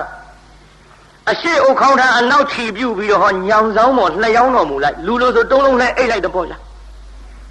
အတူရင်ထင်ထိုင်လို့မြင့်နေရက်လို့မြင့်နေထင်မှာဆိုလို့အဲ့ဒါလို့လျှောင်းလိုက်တော့ဘုရားကိုယ်တော်မြတ်ရဲ့အုတ်ခေါင်းတော်ကအရှိစက်ကြဝဠာထိခြေရားတော်ကအနောက်စက်ကြဝဠာထိအတူရင်ရောက်လာတော့ဘုရားပြောက်ငုံကြည့်ရလိမ့်မယ်ထင်တာတုံးလုံးလှဲနေတာသူဘုရားပြောက်မမြင်လို့မှတ်မနေနဲ့ဘယ်မလဲဂေါရမဆိုတော့အဲ့ဒီမှာဆိုလက်ညှိုးထိုးပြလိုက်တော့ဘုရားလည်းမြင်လိုက်ရောဟာတောင်းကြီးဟာကြည့်တော့တုံးလုံးလှဲနေတာကိုတောင်းကြီးထင်သွားတယ် တရားနာပရိသတ်ကြီးအဲ့ဒီတော့ဘုရားကိုယ်တော်များကဟဲ့ဘယ်သူလဲတော်များကဟဲ့ဘယ်သူလဲမှန်လားပါတပည့်တော်အသူရိမ့်ပါဗျာမင်းပါကိစ္စအရှင်ဘုရားဆက်ရှိတောင်းလောက်ရှိလို့ငုံကြည့်ရလိမ့်မယ်ထင်လို့လာတာအခုနေတာကြီးမဟုတ်ပါလားဗျာအသူရိမ့်ငါငုံကြည့်လို့မရပါဘူးကွာဘယ်နဲ့ကြောင့်တော့ဘုရားဟေးပါရမီစာဒါနပါရမီအစထားလို့လှူတဲ့တန်းခဲ့တဲ့ချိန်ခါမှာအလှူကံပုဂ္ဂိုလ်ရဲ့မျက်နှာကိုမော့ကြည့်ပြီးတော့တရားပီတိနဲ့ရဲရင်စွာသာလှူခဲ့တဲ့ငါမျက်နှာအောက်ဆိုင်ပြီးတော့ညှိုးငယ်စွာမလှူခဲ့ပါဘူးကွာဒါကြောင့်ငါမော့သာလှူခဲ့လို့ငါဖူးသူမှန်သမျှငုံကြည့်လို့မရမော့လှူခဲ့လို့နေလာကြည့်တယ်လို့မော့သာကြည့်ရလိမ့်မယ်ငုံကြည့်လို့တော့မရပါဘူးအသူရင်ဘုရားဒီတိုင်းမိတ်ဘေးကကြီးဘုရားကိုယ်တော်များငုံကြည့်လို့ရရလားမရပါဘူးဗျာမရဘူးဆိုပြီးအိမ်ကျမှတစ်ထွာလောက်ကြောက်ဆင်းသူလေးချငုံကြည့်ရလားလို့မနေနဲ့ဘူးဟုတ်တယ်ပြောရသေးတာဂတိကတဝင်လာမှဆိုလို့ကျုပ်ကတက်တော်ထင်ရှားဘုရားပြောဒီတော့ဘယ်လိုဘုရားတို့ဒီလောက်ဆိုသဘောပေါက်ပါပြီအဲ့ဒီတော့မှတရားနာပြေသာကြီးအသူရင်လည်းပဲဘုရားလာပြီးတော့ပြိုင်တာပြိုင်နဲ့အသူရင်လည်းပဲမနိုင်ပဲနဲ့အစင်ရှုံးပြီးတော့အသူရင်ကြီးလည်းဘယ်လိုပြေးပါလိမ့်မလို့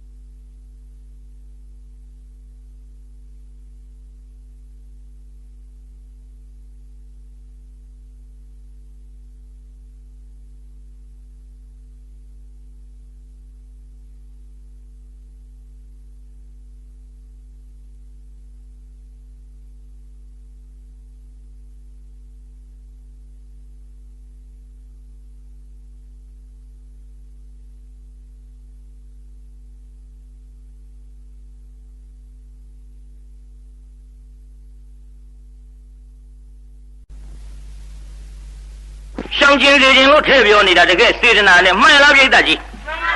ကဲကြည့်ဗျာအသူရင်ကအမေငါတဲ့ကြီးတာလောကမရှိဘူးတဲ့ဂေါရမဘုရား18တောင်တော့ငါငုံဖူးရမှာခါးညောင်းတဲ့ဗျာအတ္တမိမာနပေါ့အဲ့ဒါလာပြီးတရားနာပြိတ္တသူရင်ကြီးအသူရင်ကြီးဆင်းလာတော့ဘုရားကိုယ်တော်မြတ်ကသူမလာခင်တည်းကလာမယ်ဆိုတာသိဟဲ့ညီတော်အနန္တညောင်ဆောင်ထုတ်အရှိတ်အုပ်ခေါင်းထားအနောက်ချီပြုအဲ့ဒီညောင်ဆောင်ခင်းခိုင်းပြီးတော့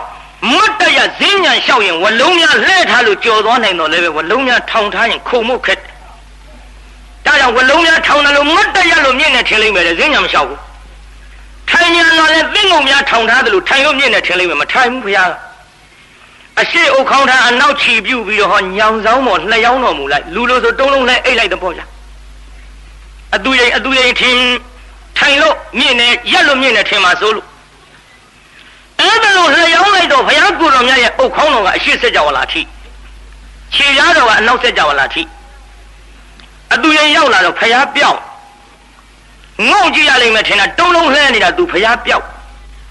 မမြင်လို့မှတ်မနေနဲ့ဘယ်မလဲဂေါရမဆိုတော့အဲ့ဒီမှာဆိုလက်ညှိုးထိုးပြလိုက်တော့ဘုရားလည်းမြင်လိုက်ရောဟာတောင်းကြီးဟာကြည့်တော့တုံးလုံးလှဲနေတာကိုတောင်းကြီးထင်သွားတယ်တရားနာပရိသတ်ကြီးအဲ့ဒီတော့ဘုရားကိုယ်တော်များကဟဲ့ဘယ်သူလဲမှန်လားပါတပည့်တော်အသူရိမ့်ပါဗျာမင်းပါကိစ္စအရှင်ဘုရား18တောင်လောက်ရှိလို့ငုံကြည့်ရလိမ့်မယ်ထင်လို့လာတာအခုနေတာကြီးမဟုတ်ပါလားဗျာအသူရိမ့်ငါငုံကြည့်လို့မရပါဘူးကွာဘယ်နဲ့ကြောင့်တော့ဘုရားဟေးပါရမီ7ပါးငါပြုခဲ့တဲ့နေရာမှာဒါနပါရမီအစထားလို့ လှူကတန်းခဲ့တဲ့ချိန်ခါမှာအလှူကံပုဂ္ဂိုလ်ရဲ့မျက်နှာကိုမော့ကြည့်ပြီးတော့တရားပီတိနဲ့ရဲရင်စွာသာလှူခဲ့တဲ့ငါမျက်နှာအောက်ဆိုင်ပြီးတော့ညှိုးငယ်စွာမလှူခဲ့ပါဘူးကွာဒါကြောင့်ငါမော့သာလှူခဲ့လို့ငါဖူးသူမှန်သမျှငုံကြည့်လို့မရမော့လှူခဲ့လို့နေလာကြည့်တယ်လို့မော့သာကြည့်ရလိမ့်မယ်ငုံကြည့်လို့တော့မရပါဘူးအသူရင်ဘုရားကြီးတိုင်းမိတ်ဘေးသားကြီးဘုရားကိုယ်တော်များငုံကြည့်လို့ရရဲ့လားမရပါဘူးဗျာမရဘူးဆိုပြီးအိမ်ကျမှတစ်ထာလောက်ကြောက်ဆင်းတူလေးချငုံကြည့်ရလားလို့မနေနဲ့ဘူးဟုတ်တယ်ပြောရသေးတာဂတိကတဝင်လာမှာဆိုလို့ကျုပ်ကတက်တော်ထင်ရှားဘုရားပြောပြေတော့ဘယ်လိုဘုရားတို့ဒါလောက်ဆိုသဘောပေါက်ပါပြီအဲ့ဒီတော့မှတရားနာပြေသားကြီးအသူရင်လည်းပဲဘုရားလာပြီးတော့ပြိုင်တာပြိုင်နဲ့အသူရင်လည်းပဲမနိုင်ပဲနဲ့အစင်ရှုံးပြီးတော့အသူရင်ကြီးလည်းဘယ်လိုပြေးပါလိမ့်မလို့ဟုတ်တယ်မင်းတို့ကသိသွားနော်အဲ့ဒါကြောင့်မို့လို့တရားနာပရိသတ်ကြီးခုဘုရားကိုယ်တော်မြတ်မုံညင်းစေတဲ့ဝင်မယ်ဆိုတာဗျမာတွေကမယုံဘူးလို့ဆိုတော့ဘုရားကိုယ်တော်မြတ်ကပရိက္ခယာ၈ပါးနဲ့ရထမ်းပြီးတော့ဇင်းညာလျှောက်ပြတော်မူသည်အဲ့ဒါလို့ဇင်းညာလျှောက်ပြတော့လေတရားနာပရိသတ်ဘုရားကိုယ်တော်မြတ်ဗျမာတွေရဲ့မျက်စိနဲ့တော့မြင်တာပေါ့ဗျာကျွတ်တို့လူတွေလို့ဆိုပဲမြင်မလို့လူတွေကြတော့မုံညင်းစိတ်ခွဲကြည့်မှအတွင်းကဝါသလားဖြူသလားသိရ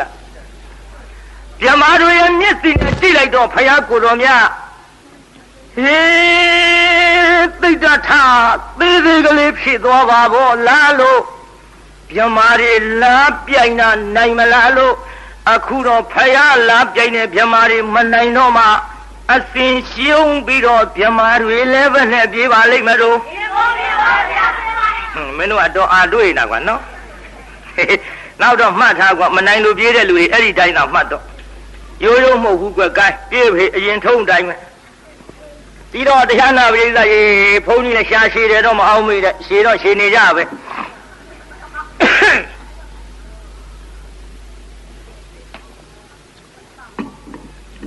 လိုရင်းကတော့ပလင်အောင်ကန်းကျုပ်လိုချင်တာပါပြိဿမာနအောင်ရင်ပြီးတာပါဒါပေမဲ့လို့ဒီအသူရင်တို့ဗျမာတွေဆိုတာကျုပ်ဘုဟုတ္တကြီးထည့်ပြောရကဲရှေ့ဆက်ကြစို့ဗျာဘုရားကိုယ်တော်များပလင်အောင်ပြီဆိုကြပါစို့ပြိဿကြီးမာနကြီးပြေးလို့ဘုရားကိုယ်တော်များပလင်အောင်မလားပလင်အောင်လို့ဘုရားဖြစ်တော်မူပြီးတဲ့နောက်တရားမဟောဘူးလို့အကြံဖြစ်ဆိုကိုပြိဿကြီးငါဘုရားကြီးလေသိချင်းတဲ့ကဘာတသိပါရမီတွေဖြည့်ပြီးတော့လာခဲ့တဲ့မုံညင်းစေမြင်းမို့တောင်အတွင်းမှာရှိတဲ့မုံညင်းစေလေးဖောက်ထွင်းပြီးတော့မရကုတ်ကယူရသခဲ့သို့အင်မတန်နဲ့နဲ့သိမ်မွေးတွေရခဲ့တဲ့တရားတော်တွေကိုငါဘုရားဟောပေးမယ်လို့လူတွေရဲ့တန်တာမှာလောဘဒေါသမောဟထူပြောသဖြင့်မောယုံရှိတော့မှာပဲလို့တရားမဟောဘူးအကြံဖြစ်တော့မြင်းမို့တောင်ပတ်လောက်တဲ့ပန်းကုန်းကြီးနဲ့ပဟံပတိကမာမင်းကြီးတောင်းပန်သဖြင့်ကျွတ်ထိုက်တဲ့ဝိနည်းကကြည့်လိုက်တဲ့အချိန်ခါမှာဟောပြင်စဝက်ကြီး9ဦးမြင်ပါဗျာအဲ့ဒီပြင်စဝက်ကြီး9ဦးကိုမြင်တော်မူတော့ဘုရားကိုယ်တော်မြတ်ဓမ္မစကြာတရားဟောကြတော်မူပြေးတာကြီးဘုရားဘာတရားဟောကြမှာလဲဓမ္မစကြာတရားဟောကြတော့မေးရအောင်ပြေးတာကြီးဘုရားကိုယ်တော်မြတ်ကောင်းကင်ကကြွမှာလားခြေချင်းကြွမှာလားဘုရားဆိုတော့ကောင်းကင်တုတ်တာပဲကွာနော်လူကြီးတွေဖြေကြဗျကလေးတွေနဲ့ကြီးပြည့်မထားနဲ့ပရိသတ်ကြီးဘုရားကိုယ်တော်မြတ်ဓမ္မစကြာတရားဟောကောင်းကင်ကကြွမှာလားခြေချင်းကြွမှာလားဟာမြန်တာဟာအပြောင်းလဲဒါပြန်ဒီလိုလုပ်လိုက်ပေါ့ကွာကောင်းခြေချင်းဟုတ်လားဗျာဒီတော့ဒီလိုတရားနာပြိဿနားလည်အောင်ကြုတ်ပြောမှာပေါ့ဟောရှေးဘုရားတွေလက်ထက်တုန်းကတော့ဓမ္မစကြာတရားဟောကြတာကောင်းကင်ကကြီးကြွတော်မူကြပါသည်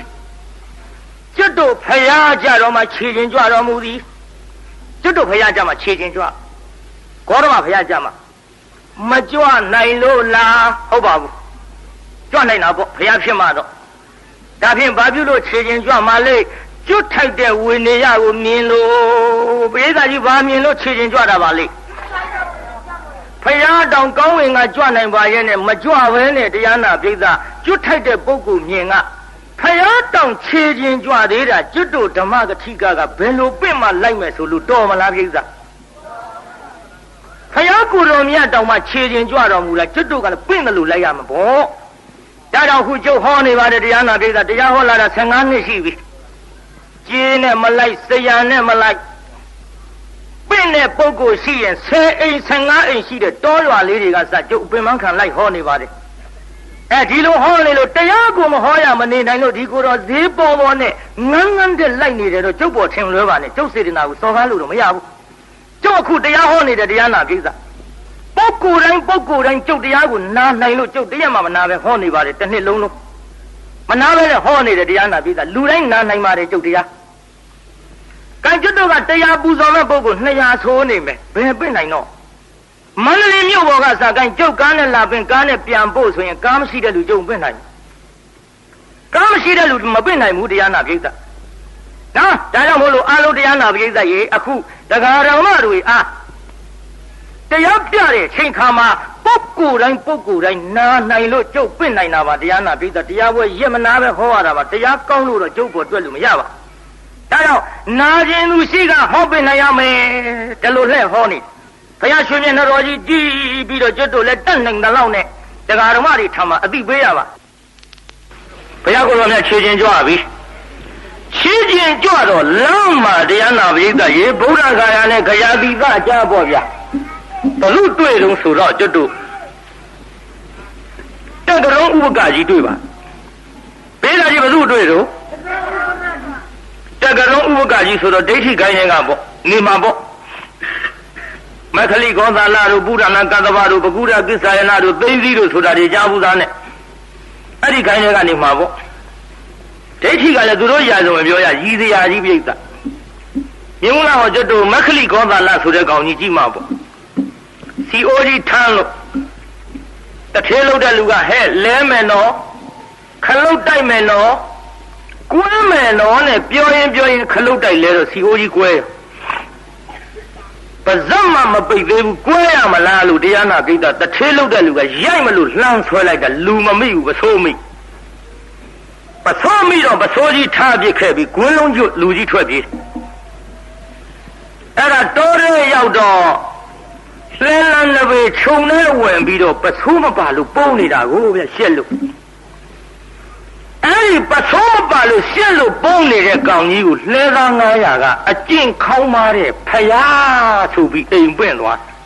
။ကိုင်းသူတို့ရာဇဝင်ရည်စရာကြီးပါပြောမှာ။တခုတော့ရှိတာပေါ့ဗျာသူတို့ဖယားကဥစုံသေးဆိုအကုန်ဖူးရသလားမသိပါဘူး။ဟာမကြလိုက်ပုံတော့မပြောနဲ့တော့။အဲ့ဒီခိုင်းတဲ့ကနေမှာပေါ့ဗျာတက္ကရုံဥပကဖယားကိုတော်မြတ်နဲ့လမ်းမှာဆုံကြတော့ဥပကကြီးလှမ်းကြည့်လိုက်ကြည်သာရှိကလာတဲ့ပုဂ္ဂိုလ်ကြီးကချင်းတဲလှပါလားဟဲ့ဥပက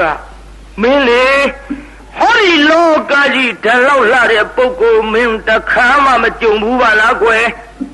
လှတဲ့ဗျဖယားကိုတပ်ပယ်တယ်ဒီပါရင်ပြောတတ်ဘူးပေါ့ဟုတ်ပါတယ်လေကျွတ်တို့ဖယားလောက်လှပတပ်ပယ်တော်မူတာလည်းလောကမရှိပါဘူးလက္ခဏာတော်ကြီးလက္ခဏာတော်ငယ်တွေနဲ့ဒါလောက်လှလုံးလို့လည်းခင်ဗျားတို့ရှိခိုးကြတာပေါ့ရူပဝိလာသကရူပအစင်ရဇာယုတံဝဏိသာရကုဏောပေတံတေနမတုလာယူပါဝါဘယ်သူနဲ့မှနှိုင်းရှင်လို့မရတဲ့ရုပ်ယူပကာယရုပ်အနေနဲ့လည်းတုလို့မရဘူးစကားအနေနဲ့လည်းတုလို့မရဘူးညာအရာတကောအရာမှလည်းပဲတုနိုင်ရှင်နိုင်တဲ့လူမရှိပါဘူးရှိရလားပိဿကြီးဒါကြောင့်ကျွတ်တို့ပြည့်စမသံဃာယရဏတင်နဲ့မင်းတို့မင်းတရားကြီးရွှေကျောင်းတော်ကြီးဆောက်ပြီးတော့ကျောင်းတော်ကြီးဘွဲ့ပေးလိုက်တဲ့အတုမရှိကျောင်းတော်ဘာကျောင်းတော်လဲတော့ပိဿအတုမရှိကျောင်းတော်ကြီးကျောင်းထိုင်မှုဘုန်းကြီးလျှောက်ရှာလိုက်တော့အတုမရှိတဲ့ဘုန်းကြီးကလည်းမရှိလောကအဲ့ဒါဗမောဆုံးပြသွားတယ်မဟုတ်လားဗျမင်းကျောင်းကနာမည်ပဲလို့ပေးတော့အတုမရှိကျောင်းခရဟေးလောကအတုမရှိတာဖရာဓမ္မရှိတာဘယ်ဘုန်းကြီးမှမထိုင်ရဘူးကွာဖရာကျောင်းဖြစ်စေဆိုဘယ်သူမှထိုင်ရဘူးဗျနော်ဒါကြောင့်အတုမရှိတာကကျွတ်တို့ဖယားကိုတော်မြတ်ရှိအဲ့လိုဘယ်သူနဲ့မှမတူအောင်လှတော့ဒီပုဂ္ဂိုလ်ကြီးမိတ်ဆွေဖွဲ့ရရင်ဖြင့်ကောင်းလိမ့်မယ်ထင်တယ်ကဲကြည်တရားနာပရိသတ်ကြီးဖယားမှမသိတော့မိတ်ဆွေဖွဲ့တော့ဒီကကြီးညိုစရာကောင်းပါပြီစက်ခုံတရေကြီးချလို့အိန္ဒိယကြီးကလည်းကြီးပါပြီငါမိတ်ဆွေဖွဲ့မှာတော်တော့မယ်ထင်တယ်လို့ဖယားကိုတော်မြတ်အပရောက်တော့အိုးမိတ်ဆွေကြီး မိတ်ဆွေကြီးဘယ်ကကြွလာတာတို့သင်နာမည်ကဘယ်လိုခေါ်တော့သင်ဆရာကဘယ်သူတို့သင်အခုပဲကြွမှာဒုံးနဲ့တရားနာပရိသတ်ကြီးသူကတော့ငါ6ခုမပါဘူးဒုံးကြီးဖယားမင်းနေတာဒီတော့ဖယားကိုတော်မြတ်ကဟဲ့ခြေသားဥပကငါဖယားဘောရီမန်တိုင်ကကြွလာတယ်ငါနာမည်ကတော့မန်၅ပါးကိုအောင်တော်မူခဲ့လို့ဇိနာလို့ခေါ်တယ်မြန်မာလိုခေါ်ခြင်းရင်တော့ဥအောင်ပေါ့ကွာစားရတော့ပါပါဘူးကျုပ်ကဖမ်းပြောလိုက်ရတာဒါဥဒိဇိနာဆိုတာလဲအောင်တဲ့အဓိပ္ပာယ်ထွက်တော့ကျွတ်တို့လူလိုခုံမယ်ဆိုရင်ဥအောင်ပေါ့ဗျာငါမှဆရာမရှိပါဘူးကွတရားမှုညာဖြင့်အလိုလိုသိတော်မူတယ်တရားမှုညာဖြင့်သစ္စာ၄ပါးကိုငါဖယားအလိုလိုမြင်တော်မူတယ်ပြီးတော့လေအခုငါကြွမှာကတော့မိဂရာဝုံတော်ပြင်စဝက်ကြီး9ဦးကိုဓမ္မစကြာတရားဟောကြွမယ်မချိုးကြီးတွေ့ရတာဝန်သားပါရဲ့အကူအညီလို့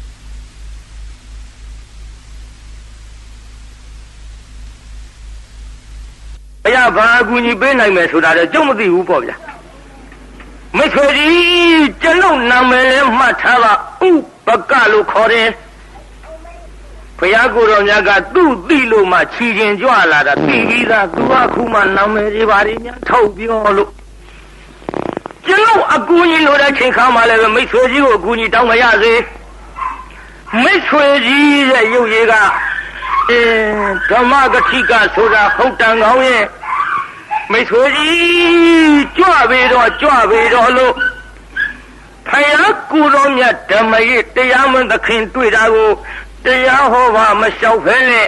ခေါင်းတဆက်ဆန်ငိမ့်မိတ်ဆွေဖွဲ့ယုံနဲ့လမ်းခွဲခဲ့တဲ့ဥပကာပလောက်သနာစရာကောင်းတရားဟောပါလျှောက်ရလားပြိဿကြီးလျှောက်ဘူးကဲဖယားကြွပြီ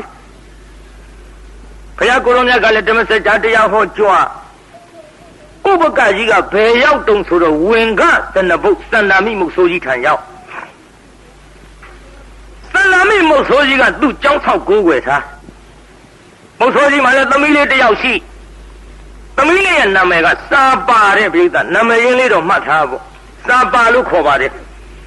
လက်ဖြားလေးနှစ်ဖက်လောက်လေးကိုင်းလေးလို့ကော့ပြန်ပြီးတော့အင်မတန်လှလို့စာပါဒါပတိခင်ဗျားတို့ကြားဘူးတဲ့အတိုင်းကျုပ်လည်းဟောင်းကောင်းအောင်ကျွတ်တို့ဆနုံးမဆိုးပဲဝါလိုက်ကြလို့လားဟောဗျာဒါကဟောကောင်းမှာကထားပါပေါ့ဗျာကြားနေရောလက်ဖက်ထုတ်တွေပါဒီနဲ့ပြောင်းမနေပါနဲ့ထားပါပေါ့ကြားဘူးတဲ့အတိုင်း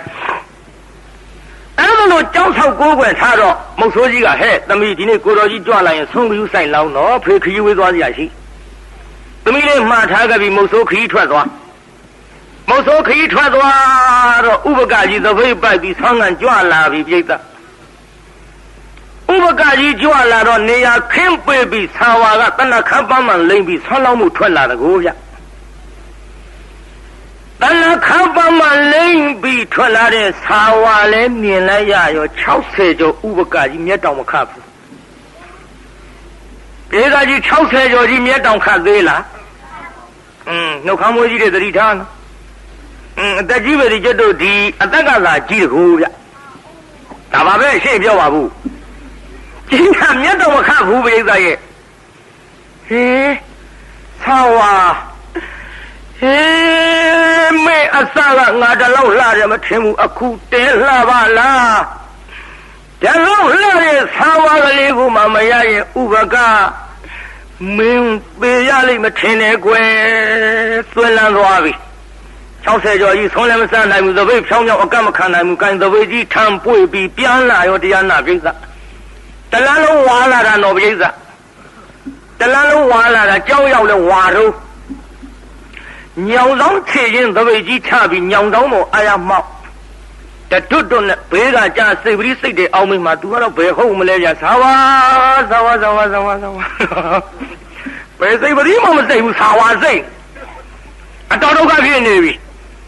ဒီလိုသာဝါစိတ်နဲ့ဆွမ်းစိတ်မှမစားဘူးပြိဿမုတ်ဆိုးကြီးကလည်းတော်တွေကပြန်လာငါဆရာတော်ကြီးဝင်ဖူးပြီးမှအိမ်ပြန်လာကောင်းတယ်ဆိုပြီးကြောင်းအောက်ရောက်ပါရောဗျာကြောင်းအောက်ရောက်တော့ဥပကကြီးညီးနေတာကြား ဥပကာကြီးကြီးနေတာကြတော့ငါဆရာတော်ကြီးနေမကောင်းဘူးထင်တယ်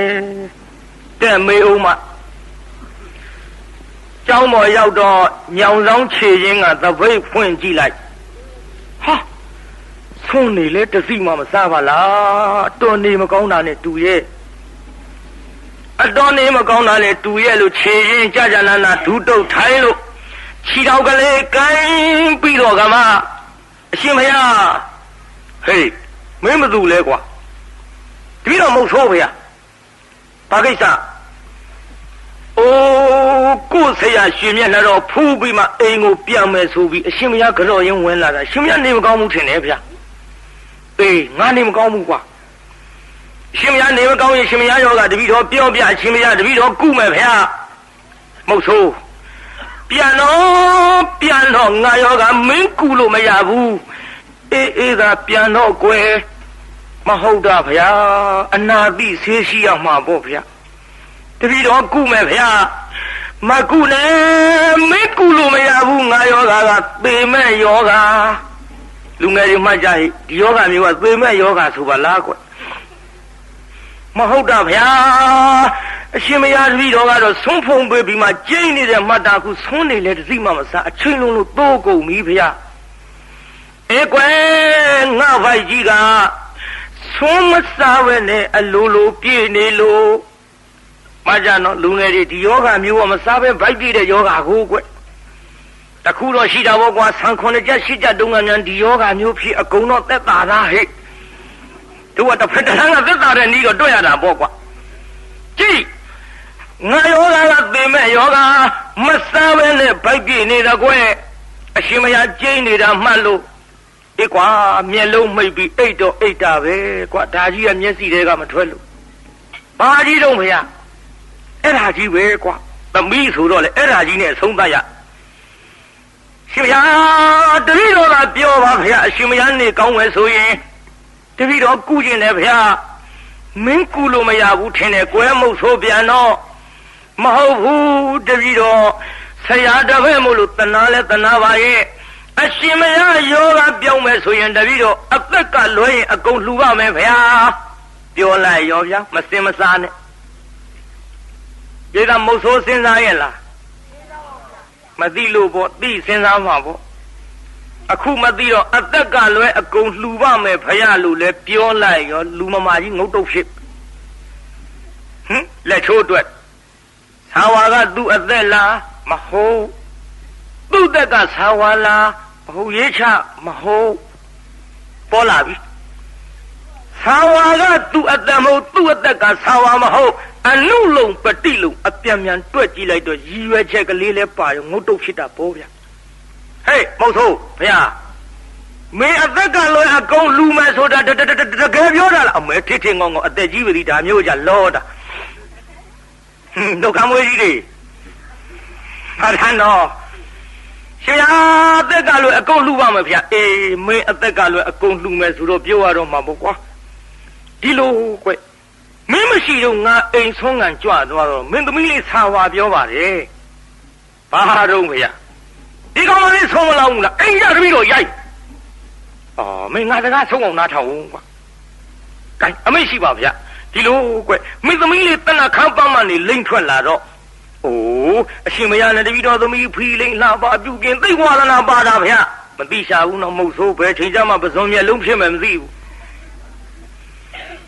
ကွယ်တဏ္ဍခမ်းပန်းမနေလိမ့်ပြီးတော့ထွက်လာတော့ဟေးမင်းသမီးလေးတဲ့လှပါလားကွအိုးအရှင်ဘုရားနဲ့တပည့်တော်ကသာသာသမုတ်ဆိုသူကပုတ်ပေစရုပ်တစ်မျိုးလှတယ်ဘုရားသိချဘူးတော့မဟုတ်ဆိုကွယ်မင်းသမီးလေးလှလွန်တော့ငါစိတ်ထဲမှာသိပြီတန်တော့အရှင်ဘုရားစိတ်ထဲမှာတပည့်ငယ်ရှိပြီထင်တယ်ဗျာတပည့်ငယ်ရှိပြီထင်တယ်ဘယ်သူသားသမီးတော့ဘုရားဒါတော့အသီလိုခြင်းတော့အပင်ချိုင်းနဲ့သမီးလိုခြင်းတော့မိခင်ဖခင်တိုင်းအရှင်ဘုရားနဲ့လည်းတပည့်တော်နဲ့ဆရာတပည့်ဖြစ်နေတော့အရှင်ဘုရားပန်းတော်တယ်ထင်ပေးစားရမှာပေါ့ဘုရားကိုယ်တပည့်ပဲအမင်းရှိပါ ရှင်ဗျာစိတ်ထဲမှာတပည့်ငယ်ငယ်ဘသူသားသမီးနဲ့သဘောတူလို့တော့ဒါတော့တီချိန်တန်းပြီးပွင့်ချိန်တန်းပွင့်ရမှာပေါ့နဲ့မုတ်ဆိုးကလေရှည်ကြီးလျှောက်ပြောနေကိုတော်ကြီးအတော်မျက်မှောင်ကုတ်လာဒုက္ခပဲငါတဲ့တဲ့ပြောတာဒီကောင်ဘေးချောချောထွက်ဟဲ့မုတ်ဆိုးဖယားကိုင်းကွာအသက်ကလွယ်အကုန်လှူမယ်ဆိုတော့ပြောရတော့မှာပေါ့မုတ်ဆိုးတပည့်ငယ်ငယ်မဟုတ်ဘူးကွယ်အားတော့နာပါရဲ့ရှင်းညနာရှေးထားပြီးတော့ပြောရပါတော့မကွယ်ဒီကရှင်းညနာပဲထားပုံမှန်အဲ့ဒါကျုပ်တော့ရှေ့ပဲထားလိုက်တချို့ကပြောကြတယ်ငါရှင်းညနာနောက်ထားပြောပြီးတော့သူ့မျက်နှာကြီးကရှေ့ရမရတဲ့နေရာမထားပါနဲ့ဗျမယုံရင်ခင်ဗျားတို့မျက်နှာရှေ့ကနေနောက်လှည့်ကြည့်ပါလားအိမ်ကြဇက်လေသေးမှာပေါ့ဒါတော့ကျုပ်ကရတဲ့နေရာထားလိုက်ကန်ရှင်းညနာရှေ့သာထားပြောရတော့မကွဒီလိုကွမုတ်ဆိုးရဲ့ချီရင်းကသပိတ်ထဲကဆွန်းတသိတွေမှမစားတာမင်းသိတယ်နော်မှတ်လားပါဗျာဒီကွကန်ပြောရတော့မှာပေါ့အသက်ကလည်းအကုန်လူမယ်ဆိုတော့မုတ်ဆိုးရဲ့ဒီလိုကွမင်းမရှိတော့အိမ်ထုံးကကြွသွားတော့သနာခမ်းပါမလိမ့်ထွက်လာတဲ့မင်းသမီးသာဝါရဲ့မျက်နှာလည်းမြင်လိုက်ရရောအားတော့နာပါရဲ့မင်းသမီးသာဝါကိုမှငါမရရင်သေရလိမ့်မယ်တပည့်လည်းမဟုတ်ဘူးငါကိုယ်တိုင်ကွဒါကြောင့်မင်းအသက်ကလွယ်အကုန်လှူမယ်ဆိုလို့သာထုတ်ပြောရတဲ့မုတ်ဆိုးရဲ့လို့ဒီလိုလဲပြောလိုက်ရောမုတ်ဆိုးမျက်လုံးပြူးပြီဟာတပည့်ငယ်ငယ်နဲ့မှတ်တာအခုလက်စသတ်တော့အရှင်ဘုရားဟာကလက်စကိုတတ်ကုန်တာကိုဘုရားမလာပါဗျာစဉ်းစားပါဗျာရှင်မယားအသက်ရွယ်ကလည်းကြီးပါပြီဗျာရှင်မယားဒီရွယ်ကြီးကြမှာရွှွညုံပွဲထဲမှာဆင်ကျင်ပါနဲ့အရှင်မယားအသက်က60ကျော်ဗျာတပည့်တော်သမီးလေးက16နှစ်ငယ်ပါသေးတယ်ဗျာပရိသတ်ကြီး60ကျော်နဲ့16နှစ်ဆိုတော့ကျွတ်တူမတိတ်မရင်လောက်နေမှာပေါ့ဗျာမှန်ကြည့်ရတာကိုဗျာဗျာစဉ်းစားပါဗျာစဉ်းစားပါဗျာလို့ရှောက်လိုက်တော့ဟေးမုတ်ဆိုးမင်းအစကတော့အသက်ကလွယ်အကုန်လှူမယ်လေးပါလေးနဲ့မင်းအခုဂရိဖြတ်ပြီပေါ့ကွာမင်းခုဂရိဖြတ်ပြီအသက်ကြီးတာရမယ်ချအစကတော့အသက်ကလွယ်အကုန်လှူမလေးပါလေးနဲ့ဒါကြောင့်ငါယောဂမပြောပါရစေနဲ့သေမဲ့ယောဂမင်းကူလို့မရပါဘူးဆိုပါလျက်ကနေအခုတော့မင်းဂရိဖြတ်ပြီမုတ်ဆိုးပြန်တော့ငါသေးမကွဲလို့အမွေညောင်ဆောင်မောပြည့်လဲတဲ့အသက်ကြီးပြီဒါမျိုးကြမူရသေးဗျာဘိုးကြီးငယ်ကျုံငယ်နာပေါ်ကုန်မလားငယ်ကျုံငယ်နာပေါ်ပါဘူးကြီးမမှုတယ်ဆိုတော့ကြီးချိုးကြီးနာပေါ့ဗျာစဉ်းစားလာထားကြအဲ့ဒါလို့ညောင်ဆောင်မောပြည့်လဲလိုက်တော့ကိုင်းဗျာရှင်မရလည်းမသေးကြပါဘူးကတိလည်းမဖြတ်ပါဘူးဗျာအသက်ကြီးမှတနာလည်းတနာပါရဲ့ကိုင်းထွက်ပါတော့ဗျာတပည့်တော်ပေးစားပါမသို့တော်လည်းပဲရှင်မရသားကျွေးမှုမရကျွေးမှုပညာညာရှိရလားဗျာမင်းခုံလို့ထစ်လို့ရတဲ့တန်ဃာတွေကိုငါနောက်ကထမ်းပြီးတော့ရောက်မကွာကိုင်းနဲ့တဲ့ပညာလားဗျာ60ကျော်အထိစီးပူးခဲ့ရတဲ့ပညာဆိုတော့ကျွတ်တို့ဘီအင်းနီးလောက်နေမှာပေါ့ဗျာနောက်ကထမ်းရောက်မတယ်ပြိဿရဲ့ကံဗျာဖြစ်သမျှအကြောင်းအကောင်းကြီးပေါ့တပည့်တော်လည်းဂတိမဖြစ်တော့ပါဘူးရှင်မယားလူထွက်တော်မူပါဗျာလူထွက်ပြီးသမီးလေးနဲ့ပေးစားလိုက်60ကျော်နဲ့16နှစ်ဆိုတော့မင်္ဂလာဆောင်တီးဝိုင်းနေပါလေလုံမနေပါနဲ့ဗျာခတ်တုတ်ပေါ့ကံရသွားပြီတော့မိဘပေးစားလို့သာယူရ60ကျော်ကြီးမြီးဖို့ရွယ်ဆိုတော့ဘယ်သူကြည့်ယူနိုင်မှာမလို့ဝိသရဲ့မကြည်ယူပဲမဲ့လို့အတူတူနေပြီးတော့လာခဲ့ကြတရားနာပရိသတ်ကြီးယောက်ျားဖြစ်တဲ့ဥပကဘယ်လိုပင်သေခါလိအသက်ကြီးပေမဲ့လို့သာဝဖြစ်တဲ့မိန်းကလေးကငဲနေတော့ဓမ္မရာသဘာဝအတိုင်းသားယောက်ျားကလေးတယောက်သူ့ဘာသာလို့ရွှေဆင်းကလေးဝင်းနေတဲ့ကလေးတယောက်ဖွားမြောက်ပါပြီသားလေးတယောက်ဖွားမြောက် ကလေးကလည်းဥမမဲဇာမမြောက်နည်းနည်းတော့စိတ်ပြက်လာပြီပေါ့ဗျာစိတ်ပြက်လာပြီပေါ့ဒုက္ခပဲအဖေပေးစားလို့သာယူရဘာပညာမှလည်းမရှိဘူးအသက်ကလည်းသွေးကနေပြီမကြခင်သေးတော့မှာငါအလောင်းကြီးအိမ်မော်ဝဲတင်ရတာနဲ့အတူတူပဲသူသိလို့ရှိရင်လည်းမကြခင်မဟုတ်ဆိုးမှဖြစ်တော့မယ်မထူးပါဘူးတကြိုစရိတ်မှသက်သာဆိုပြီးတော့ဆာဝါကကလေးဆောင်ချော့တယ်ပြိဿရဲ့ခင်ဗျားတို့လို့ဆိုရိုးရိုးချော့မှာပေါ့ဗျာမိတ်ထီလာကန်းတော်အောက်ကဖားကောက်ခဲ့ပါဖားပါရင်တကောင်ပေးဟေပါမျက်လုံးရဲ့ကြောင်းတောင်းနဲ့ဖားကောင်ကတေးအိုးဘာညာပေါ့ဗျာခင်ဗျားတို့လို့ဆိုရင်ပေါ့ဟောမဟုတ်ဘူးဗျကလေးဆောင်ချော့နင့်ဘာယူနံရဟန်းပေါ်ပြေငါကိုမဲ့၍လူထွက်လာပြီးချော့လာကြည့်သားမနင့်ဘာကယူပေါ်ကြီးတဲ့ငါမဲ့ပြီးလူထွက်လာတာတဲ့နင့်ဘာယူနံရဟန်းပေါ်ပြေငါကိုမဲ့၍လူထွက်လာသည်ပညာပေတုံးထမင်းဖြုံးတဲ့ဟဲ့ကတုံးဝဲရဲ့သားအိပ်ပါတော့လားမကြတာဗျာကတုံးမှဆိုမွဲရသေးနာရရာကြီးပေါ့ဗျာနာရရာကြီးချော့လိုက်တော့ဥပကကဘာပြောတော့သာဝါမင်းတို့တော့မဆောင်နဲ့ဗျာကိုင်တဲ့ချော့တာ तू ကမဆောင်နဲ့လို့မှတ်ထားနော်အဲ့ဒါဥပကကြီးဘေးကထိုင်းနေပုံနဲ့မြင်အောင်ကြည့်မျက်စိနဲ့မြင်အောင်တော့ကြုတ်ပြောပြမယ်မြင်အောင်ဖမ်းကြည့်စမ်းမဒူးတစ်ဖက်လှဲလို့မြေကြီးပေါ်ချလို့ဒူးတစ်ဖက်ထောင်းလှဲတဲ့ဒူးပေါ်လက်ဖက်နှောက်ကြီးဆန်းထောက်လို့ထောင်ထားတဲ့ဒူးပေါ်တထောင်စီကြီးဆန်းတင်းလို့မြင်အောင်သာကြည့်မကြည့်တတ်ရင်သာဝါတို့တက်တိုက်ဖရာကြီးရောက်တဲ့အခါကုသိမ့်နာယုံနဲ့ဝင်ကြည့်ကတွေ့လိမ့်မယ်ထိုင်းနေပုံလေးအဲ့ဒါမှမမြင်တတ်သေးဘူးဆိုရင်မယုံရင်တခါကြီးတို့အိမ်ကြတော့ထိုင်ကြည့်ဒီပုံစံကြီးပဲဟာလို့ဟုတ်တယ်လေကိုယ်တိုင်ထိုင်ကြည့်တော့သိရောပေါ့ဘုန်းကြီးပြောတဲ့အတိုင်းကထိုင်ကြည့်ဒီတိုင်းကြီးဟာလို့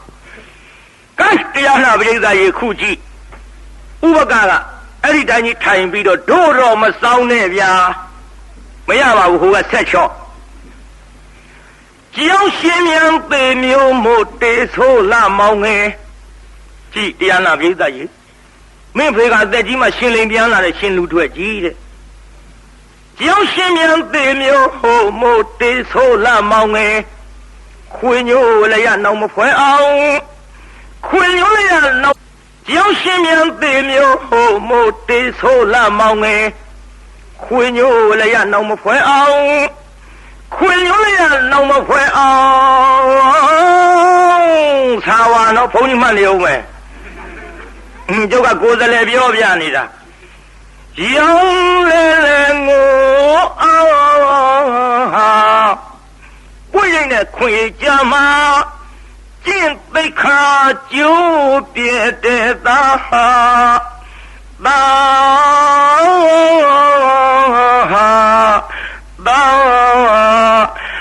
အဲ့ဒီတိုင်းပေါ့ဗျာကဲအဲ့ဒီတိုင်းပေါ့မင်းဖေကအသက်ကြီးမှအကျင့်ပြက်လာတဲ့လူကြီးတဲ့လူရဲ့မှုနာမလီတဲ့ဘုန်းကြီးလူတွေဆိုတော့လေလူမှုကိစ္စဘာမှနားမလဲဘူးတဲ့ပရိသတ်ရဲ့နာစရာကြီးစောင်းချော့နေတာ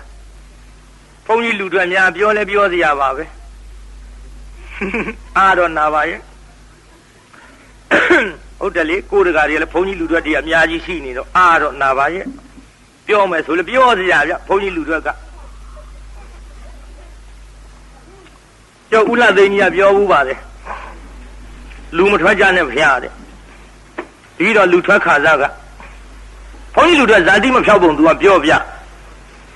သင်္ဘောပေါ်မှာရှိုးကောင်းကောင်းနဲ့ဝတ်ထားအပြိုကြီးလေး6ယောက်ကသူ့ဝိုင်းကြည့်တဲ့အော်ဘုန်းကြီးလူတွေနဲ့တူလို့မဟုတ်ဘူးဖျားတဲ့ရှိုးကောင်းလို့အပြိုလေးအပြိုကြီးပါလေလွယ်ကုန်ပါဟုတ်တယ်ခန္ဓာမနဲ့သင်္ဘောနဲ့ကုန်းပေါင်ပေါ်အလဲကောင်ကြားတဲ့အကျော်တဲ့အဖွားကြီးညမှဆိုရင်လူအပေါ်ကသူကရှိုးနဲ့လှမ်းអော်လိုက်ဒါမှလည်းနောက်ဆုံးညမယ်လို့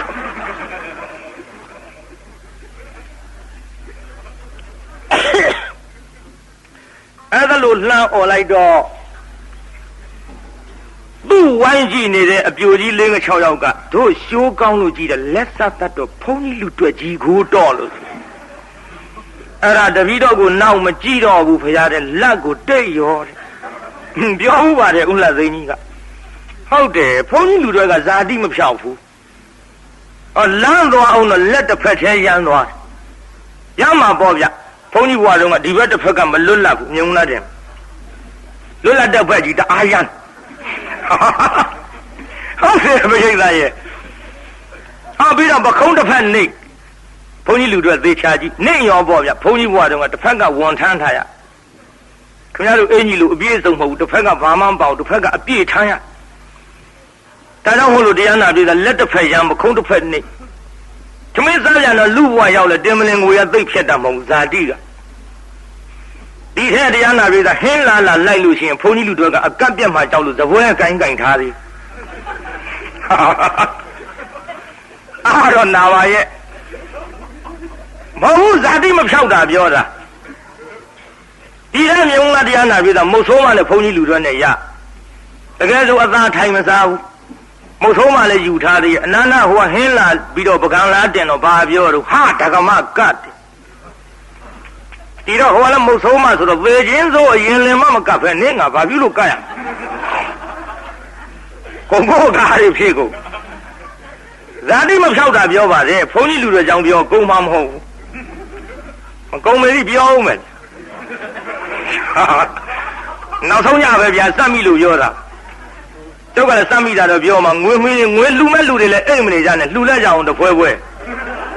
ဟုတ်တယ်ကျုပ်ဒီတိုင်းကြီးလည်းပြစ်မထားကြနဲ့ပြောရအောင်မြင်းလာဘုန်းကြီးလူတွေဟိုမိမရတော့မိမရွာသူကလိုက်သွားရမိမရွာလိုက်သွားတော့တကယ်ဆိုရင်ပြာသူတဘူတွေဆောင်းသွင်းကြီးချမ်းတယ်ကိုဗျပြာသူတဘူတွေဆောင်းသွင်းကြီးချမ်းတော့တရားနာပရိသတ်တကယ်ဆိုရင်ငါချမ်းနဲ့စောင်းပေးဟေ့ဆိုအကောင်းလားဟုတ်ဘူးဗျစောင်းတောင်းတာကမဝါသာနဲ့တောင်းကမဝါတော့ခင်ဗျားတို့ကြားဘူးပါလေသူနာတူမေဘွမ်ဒေသံဂောဆိုတာလေကြားဘူးပါလေအဲ့ဒီကမဝါသာနဲ့စောင်းတောင်းသူ့ရွာသူ့ကြီးချမ်းမလေးစောင်းဟာလို့စောင်းတောင်းတာကမဝါသာနဲ့တောင်း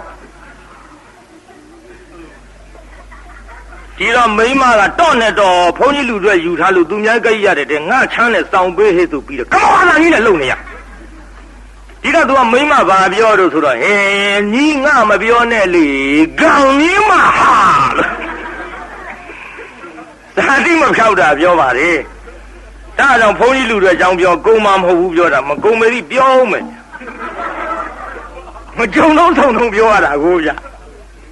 မြုံလာတရားနာပြည်ကမင်းတို့မင်းကြီးလက်ထက်ဟိုဘုန်းကြီးလူတွေတင်နေအပြိုတော်တွေနဲ့ရဘုန်းကြီးလူတော်ကဘုန်းကြီးဆုံးအပြိုတော်ကထီသုံးနန်းသုံးခမရတို့လို့ဆိုထမင်းစားကြစို့ဘောဗျဟုတ်ဘူးဗျဟိုကအပြိုတော်ထီသုံးနန်းသုံးနဲ့မောင်တော်ဗျာပွဲတော်တဲကြစို့ဘုန်းကြီးလူတော်ကဖုံးပေးနှင်းလည်းဗျာအောင်မကြဘူးနော်ဒါလေသူကလည်းသူတော့တဲ့လာပေါ့ဗျခမရတို့လို့ဆိုအိတ်ကြစို့ဘောဗျဟောမဟုတ်ဘူးဗျမောင်တော်ဗျာစက်တော့ခေါ်ကြစို့ဘုန်းကြီးလူတော်ကကြိမ်နှင်းလည်းဗျာသူဟာနဲ့သူကြတော့တဲ့လို့ဒါကြောင့်ကျုပ်ကမကုန်ဘူးပြောတာအဲ့ဒါကြောင့်မလို့ဘုန်းကြီးလူတွေဆိုတာလူမှုပါမှနားမလဲဘူးတဲ့ဗျ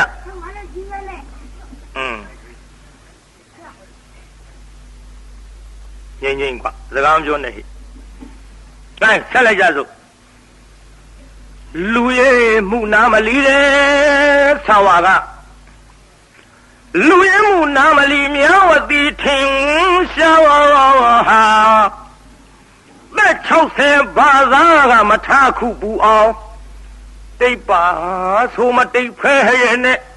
ကြိတ်အခမ်းမင်းကိုကျဲပြောဟောသွားပေါ့ဗျာကိုမကိုဆွဲကြရှည်ကြီးပေါ့ဗျာနော်ဘုန်းကြီးဆိုတော့ဒီလောက်ကောင်းတယ်ကြည်ရခဲမင်းကိုချက်ပြောင်းပခက်တလုံးနဲ့စက်အောင်ညောင်းမှာပခက်နဲ့ချော့လို့လည်းမပြော့နှုတ်ချူတိုက်ကျွေးလို့လည်းမအေးမင်းဆွေးလှပူလှကြီးလားရဲ့လို့ ပခက်တလုံးနဲ့စက်အုံကြောင့်မှာမျက်လုံးကြောင့်ကျန်ဖူးရဲ့လေနွယ်လူမူရဟံမုံစေဖို့ဖန်ဘုန်းကြီးလူတွေဆိုတော့နှစ်ဖူးကျဲကြီးနဲ့တဲ့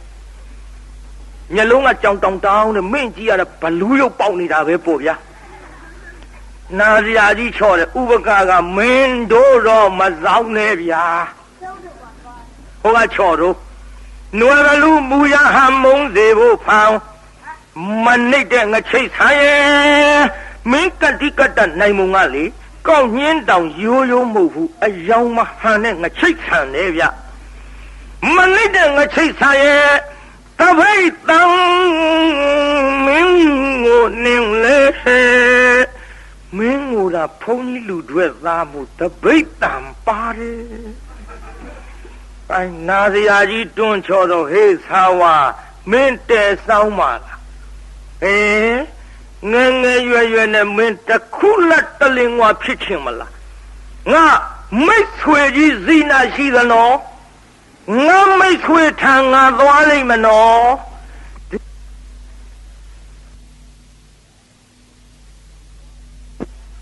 ငါမိတ်ဆွေထံငါသွားလိမ့်မနော်ဒီလိုပြောတော့သာဝါကအောင်မေဒီအရွယ်ကြီးကပြည့်သွားဘသူကများလွန်အားပို့မှာတော့ဒီမဲ့မလီနိုင်တဲ့လူကသွားတာမှတ်သားနော်အသက်ကြီးတာကြီးတွေငယ်တာလေးယူကြက်ကြက်သတိထားစားအခုကြည့်မလီနိုင်တဲ့လူကသွားတာနဲ့ကဲတလောက်စောင်းလာမြောင်းလာဆူလှပူလှတဲ့သာဝါသားတယောက်နဲ့မင်းငယ်ငယ်ရွယ်ရွယ်မှာတခုလက်တလင်กว่าဘဝနဲ့နေရခဲ့ပြီးတော့သာဝါရဲ့ငါမိတ်ဆွေကြီးဇိနာထံငါပြေးပေါ်ဆိုပြီးတော့ဖယားထံသို့ဥပကထွက်ခဲ့ပါပြီဖယားကိုယ်တော်မြတ်ဒါကြောင့်ချီရင်ကြွတာနော်ဖယားကိုယ်တော်မြတ်ကလည်းခြေသားတို့60ကျော်60ကျော်လူအိုကြီးများလာရင်ဇိနာလို့မေးလာရင်ငါဖယားထံအရောက်ပို့လိုက်ကြကိုဗျအဲ့လိုအရောက်ပို့လိုက်ကြဆိုတော့ဇိနာရောဖယားဇိနာပြတော်မူကြပါဖယားဇိနာထံရောက်ပို့တော်မူကြပါဖယားလို့ဆိုတော့တပည့်သားရဟန်းတော်များကဖယားထံပို့ဖယားထံရောက်တော့ဖယားကိုယ်တော်မြတ်ကပင့်လျောလျောက်ပတ်တဲ့ဒေသနာဓမ္မပြဥပကကြီးလေဒီမဲ့တရားနာပိဋကပฏิကတန်ရောစဉ်ခွာတဲ့အနာဂံကြီးတည်ပါပြီ။ဟောပိဋကကြီးဥပကကြီးဘာတည်သွားလို့အနာဂံမြတ်သုံးမဲ့သုံးဖို့ဗျဘာမှလို့အနာဂံတည်ပြီးတော့ဒီဘဝကသုတေသောခဗြဟ္မပြေသို့ရောက်ပါပြီ။အခုဥပကကြီးဗြဟ္မပြေရှိလေရဲ့။ပိဋကကြီးအခုဥပကကြီးဘယ်မှာတော့ဗြဟ္မပြေရနေပြီးတော့အောက်ပြောင်မဆင်းဘုံတင်စမ်းပြီးတော့နောက်ပိုင်းနိဗ္ဗာန်ဝင်လိမ့်မယ်တဲ့ပိဋကဒီတရားဟောရတာနှုတ်ခမ်းမွေးကြီးတွေအားကြမှာလည်းကြောက်ရသေး